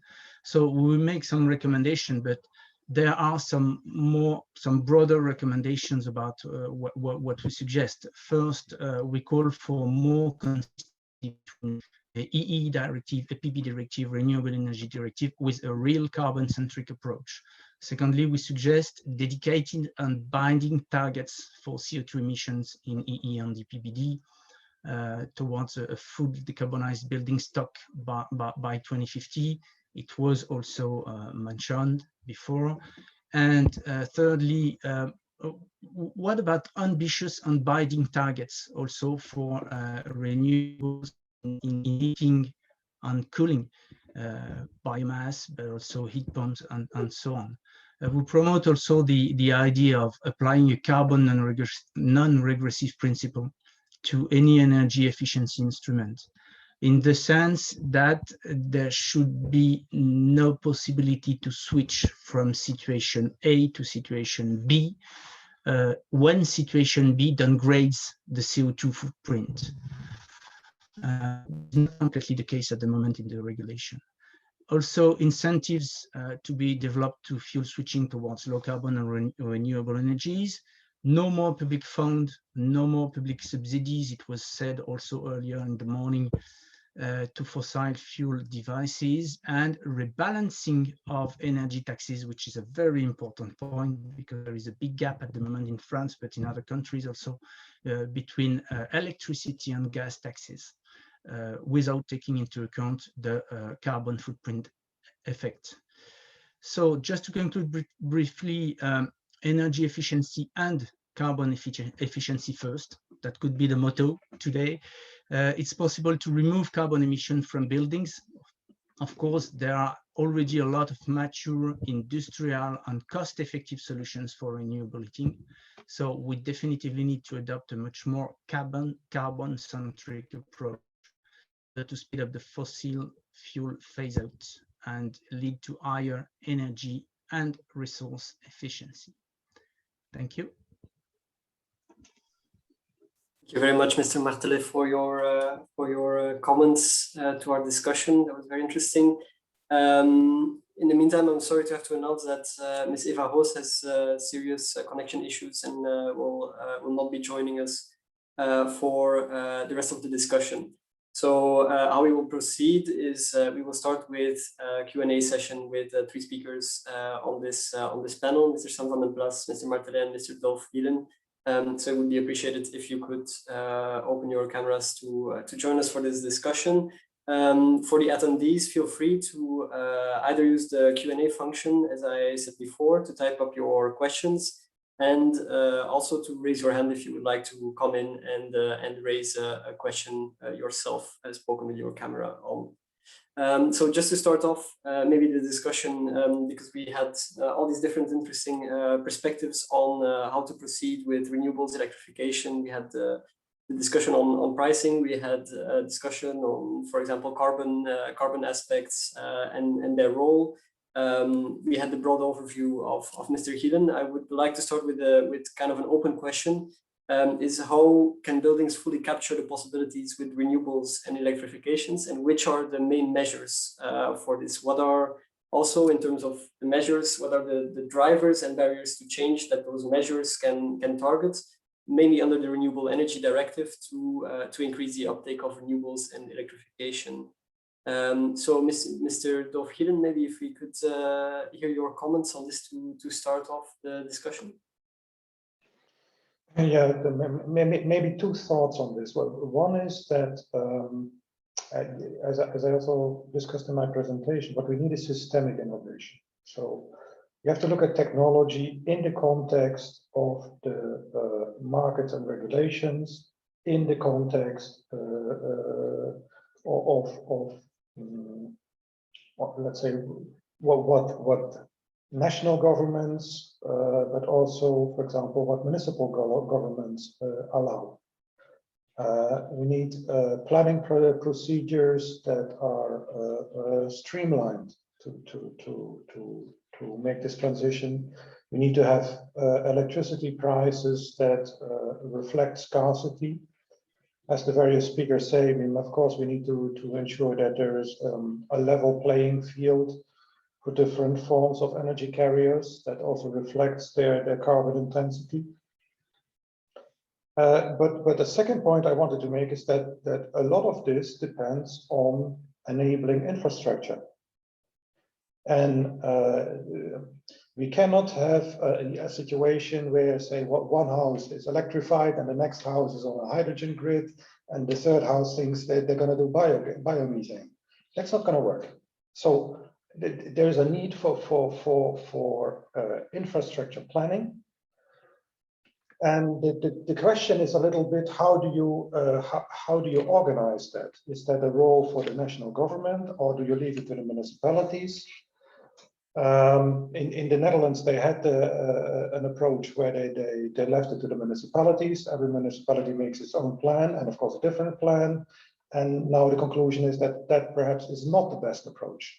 So how to coordinate, let's say, the transition planning at the national level and at the municipal level, that should be another priority in the light of the infrastructure needs. If I could follow up on this, how would you see this practically? What would be your perspective on solving this puzzle between the different levels? Yeah, maybe I can jump in if you don't mind. Of course, it's clear we need clear objectives. I agree with Dolf, clear regulation. And when we say clear regulation, clear legislative tools, clear rules. I mean, the question of the discrepancy for taxes between electricity, gas, or as a fuel is a key question. The question of ETS was also mentioned by some, and I did appreciate his sentence. There is a gap between economic theory and what happens in the reality. He is true, which is why, in spite of theory, we must give the citizen very simple and visible levels and drivers. And there's also the question of technology. Of course, the availability of technology at the moment, but also innovation, because things are moving a lot. The technology readiness level of hydrogen was not what it is today, 20 years ago. The same for some technologies of heat pumps, the same for batteries, and so on and so on. So things evolve a lot, and the regulation must remain flexible to allow the possibility for these technologies and solutions to move to the building sector.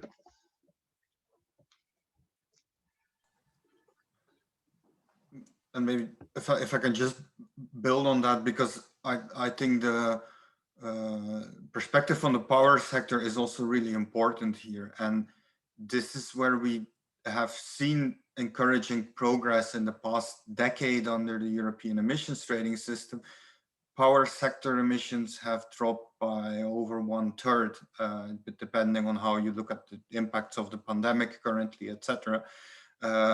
So a lot of progress has been made, but we also have to be honest, this is not only due to the EU ETS, perhaps in the recent years a bit more, but carbon price has also been lingering for a long time between 5 and 10 euros per ton, when it was not very effective.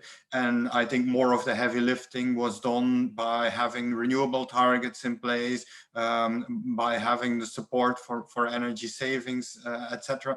And in those discussions, we've kind of, I think a broad range of policymakers have overcome the discussions that there's kind of a superiority of carbon pricing over other policy instruments, but they are more regarded as complementary instruments.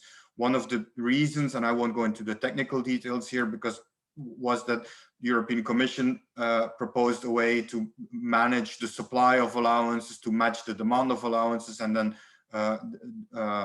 limiting that oversupply on the market created support for the carbon price signal. And also the power sector understood this was important.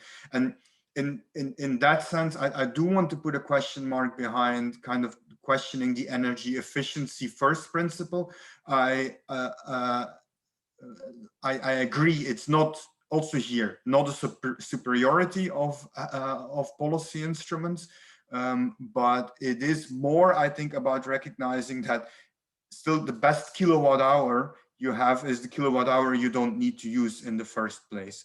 And I think that doesn't mean for the power sector that you will go out of business. On the contrary, I mean, any net zero carbon pathway, whether we are looking to the building sector, to the transport sector, but also energy intensive manufacturing sectors, steel, cement, chemicals, any of those routes runs through renewable electrification.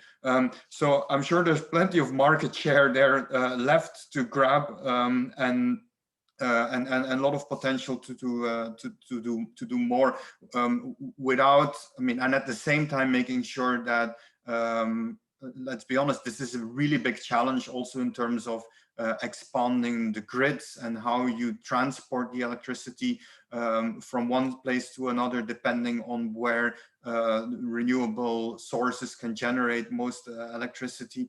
So in that sense, I think it makes absolute sense to keep in mind always, let's prioritize energy savings and then get on with the rest. Reduces system costs overall. Any reactions? Maybe, for example, on the carbon intensity, Mr. Martelet, and this against energy efficiency first principle. No, nothing to say. We're not for or against energy efficiency principle. Of course, this is a very safe principle in terms that what was said by Sam, the first kilowatt hour, the best kilowatt hour is the one you don't need to use for your day-to-day life. But what we also insist on is the fact that we must also combine this with a very clear carbon emission approach. I don't want to launch a strong debate at that time, but when we talk about natural building, for instance, about solar cells on roofs, and that at the same moment there is still a gas boiler in the house, of course, the global sum of emission may be neutral or quasi-neutral or almost neutral, but does it make sense really to go on developing a fossil fuel heating system in such situations? At the moment in France, we have separated the different parameters, if I may say so. I mean, of course, there is solar cell, there is wind plants and so on, but there are big ones centralized with dedicated plants, and the decarbonization, the neutrality for building is seen differently with the introduction of renewable energy. Of course, thermal solar for heating water, for instance, is a good solution. Heat pump also, biomass also. So of course, energy saving principle, but at the same time, also CO2 efficiency driven for the decisions. Then we thank you for your reaction to this. We had a question also from Miguel Herrero, who asks, linking with the topic of the previous panel and the system approach ideas that were raised, what are the views of the panel on promoting renewable-based electrification, both of supply and end uses, as a strategy to deliver efficiency gains? Solar Power Europe's 100% Renewable Europe study showed that ambitious policies to promote RES electrification could deliver a 23% reduction in primary energy consumption by 2030. So any reactions to this question that was raised by Miguel Herrero?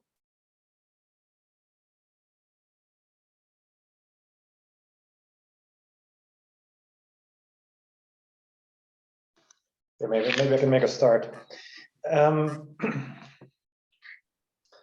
There are important synergies between renewables and efficiency. So, I mean, I also going back to the previous question. I mean, what I showed in one of my first slides is that if you look at the NECPs, then energy efficiency will reduce building energy demand by roughly 10% by 2030. So that is very good. The question is, what do you do with the other 90% in the light of a 55% CO2 emission reduction need? So it's logical, you need clean energy to play an important role in that context.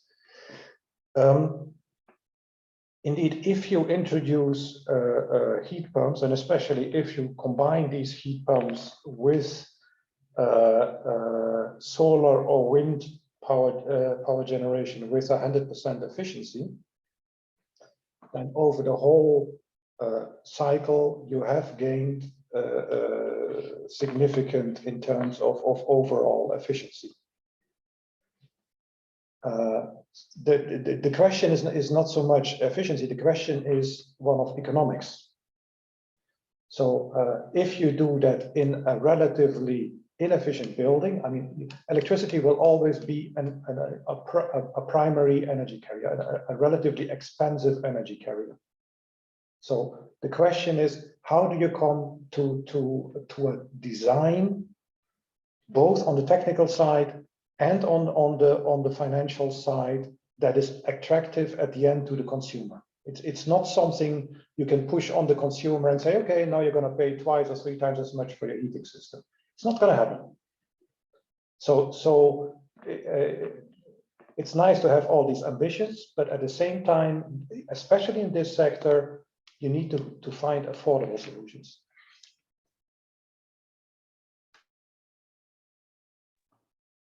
I don't know if there's any further reactions, otherwise I can continue with another question. There's a question from Mr. Robert Pinter, who says we should avoid looking at buildings in isolation as they are at the crossroads of electricity, heating and transport sectors. So he broadens a bit this debate. He asks specifically, do you agree that the promotion, quantification of demand-side flexibility is important in the EPBD?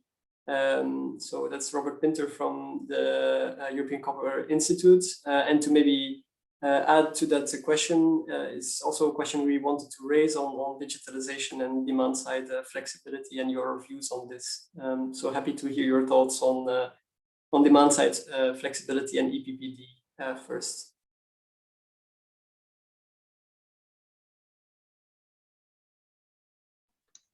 Well, Yes, I try to jump in, but yes.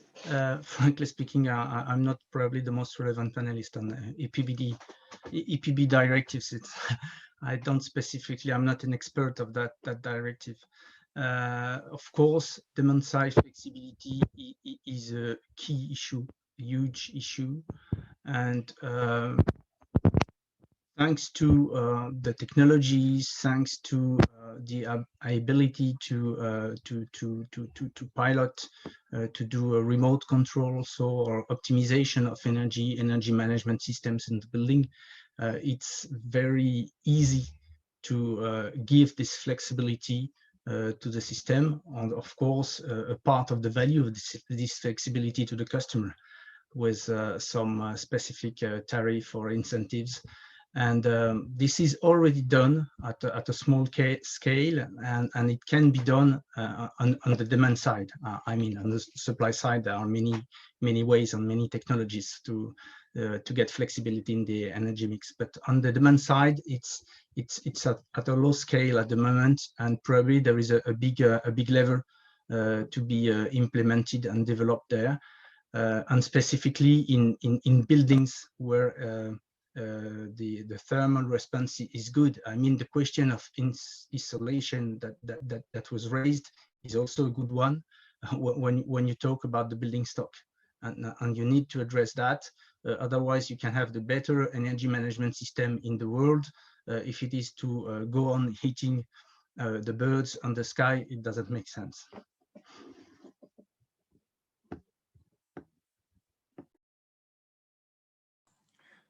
And to add to that, also here, I join Bertrand in not being an expert on the EPBD directive, but from the perspective of ensuring that you're able to cope with increasingly variable loads of renewable electricity in the system, demand-side management is going to be key. not only in the building sector, I think just as much in transport, but even more so in the industrial sectors. I see the question comes from the copper sector. A lot of metal producing sectors are very electro intensive. They can and they should play an increasing role in accommodating higher shares of renewable electricity in the grid, including using the electricity when it's readily available, including, for example, by investing in renewable electricity capacity production themselves. This is happening already at scale. For example, some of the Norwegian aluminum producers are going down that route. I mean, also here we have to be honest. There are, let's say, some market barriers or even policy incentives currently, where under the European emissions trading system there is large-scale state aid compensation available for electro-intensive industries when they perceive a higher electricity price as a consequence of having the EU ETS in place. Those kind of things, I mean, this is state aid, so it's happening at member state level, but we see that this is not very constructive to move to higher shares of renewable electricity used by those sectors. There's always a discussion about competitiveness in those industries. I'll park that for the moment, but just to say that across the board, taking demand side response more seriously and providing the right incentives is definitely the way to go.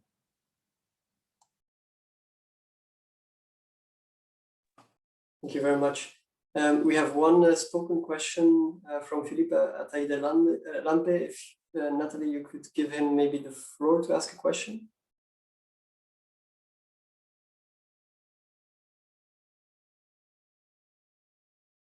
I think you can open your camera, Philippe.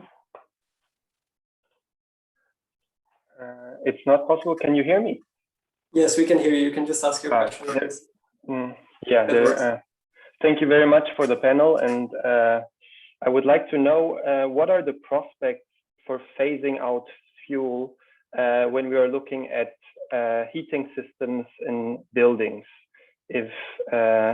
What can be said about the future of phasing out fuel in this regard? Thank you very much. Phasing out fuel, could you specify, please? Phasing Are you out talking fuel, about fossil fuels? Phasing out fossil fuels from the heating systems, so from buildings. Sorry, what? No problem. Any reactions to this? Maybe in relation to the ETS, CTD, or? Well, I'm going to try a short answer just to say that at the moment the situation is that there are many municipalities, district areas, and so on that are deciding to ban fossil fuel heating. Would a European incentive be useful? This could also be the question, and that's right that at the moment this is on the way, and also fuel ban in fossil fuel ban in buildings, but also including sometimes connection to gas networks also, which is forbidden, for instance, for new building. This is the case at the moment in Sweden, as you know, which has reached a fully decarbonized building stock in the last 30 years. They have replaced the fossil by heating systems and networks, heat pumps, and so on, and district heating networks. This is the case in Denmark, specifically in Northern Europe, who has decided to prevent from installing oil or gas heating also for new buildings. And then after, it's a question we can go on with the list, which is long. Many projects also in UK and so on. I mentioned one of them earlier. After, this is a question of policy. In the panel one was said by a panelist the fact that we must keep a flexibility for each member state, because there are some specificity in each country, and we must keep the flexibility to implement in the national regulation the speed to ban fossil fuel. It was done very recently for a new building in a new regulation, which is being approved at the moment in France. It's not yet the case, of course, for the building stock, but it's really a question of regulation, policy, visibility, on price incentives. You cannot do that specifically for fuel poles without helping them. So there is also a social support to be implemented, but it is possible, and I would say it is required if we want to target net zero 2050 in the building sector. Yes, full support from my side for that. I guess there is a component around political feasibility and how that is translated into European policy making in this context. As many of you will know, the energy mix at national level is something which is typically not decided by the European Union. That said, when working through technology or an environmental performance standards and using the European single market as an instrument, those are very powerful tools, and using those for compatibility with the longer term net zero goals, which then would lead to de facto bans of fossil fuel use in a timely manner, makes absolute sense, because again, here is where a carbon price is typically very unfit to do that. You would still have, it would not give you a clear-cut point, and you would still have some investments before which lock in maybe lower emitting infrastructure or fuel use, but then it's not compatible in the longer run anymore. So here again, I think is where that mix of instruments comes in, and also support. I mean, this is of course also where you carefully need to consider how this impacts families, the end user, the consumers, especially in lower income households, where, for example, the share of energy expenditure is already a lot higher in their own household budgets. So that, I mean, with those kind of complementary instruments, I think it's absolutely the way to go to ensure that there is emissions can be reduced in a timely manner. With that, we're slowly coming to a close of the event. I just wanted to pick very briefly on the social aspects. I don't know if there's any last reactions on kind of the social aspects of the RED, potentially the ETS introduction or Eppd. Any last reactions from Mr. Gielen, Martelet, Mr. van den Plas? Not directly. Well, what I can say, I mean, it's a double challenge, right? The currently, in general, in European member states, what a consumer faces is a high tax on electricity, or high taxes, I should say, for various reasons, and at the same time, a lower carbon price on gas. The upcoming report I mentioned earlier from the Regulatory Assistance Project has really interesting data on that, showing that, for example, I mean, this disparity is the most marked in Belgium, where electricity costs 6 times more than using gas as an energy source. And I can personally confirm that. Next year, I'm moving from this house where currently my home office. I will move to a new build apartment, slash my energy consumption by a factor 3. Yet my energy bill, because it will be fully powered, the home will be heated with a heat pump, my energy bill will double. And that's fine because I can use 100% renewable electricity, and I'll be very happy with that. But of course, not all consumers have that option, and this is something that needs to be corrected. Here also, I fear there is no silver bullet. Hopefully, the Energy Taxation Directive can provide a sense of direction, can find unanimity between member states. That's a tall order, but we need to have that debate. And at the same time, the carbon pricing scheme for transport and buildings with a supporting role there. But yeah, again, there's no magic solution to that. It's going to be all hands on deck. Thank you very much. I think this brings us full circle in our event.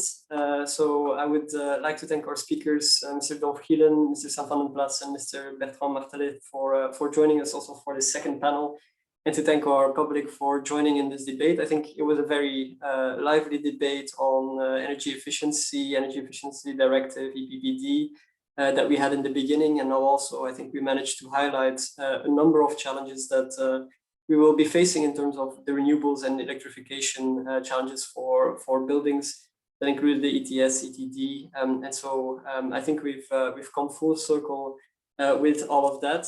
That leaves me to thank you all, and thank you also to EDF for their support for our event, and thank you very much for joining us, and I hope you join us later on in the EPC's future policy dialogues. Thank you.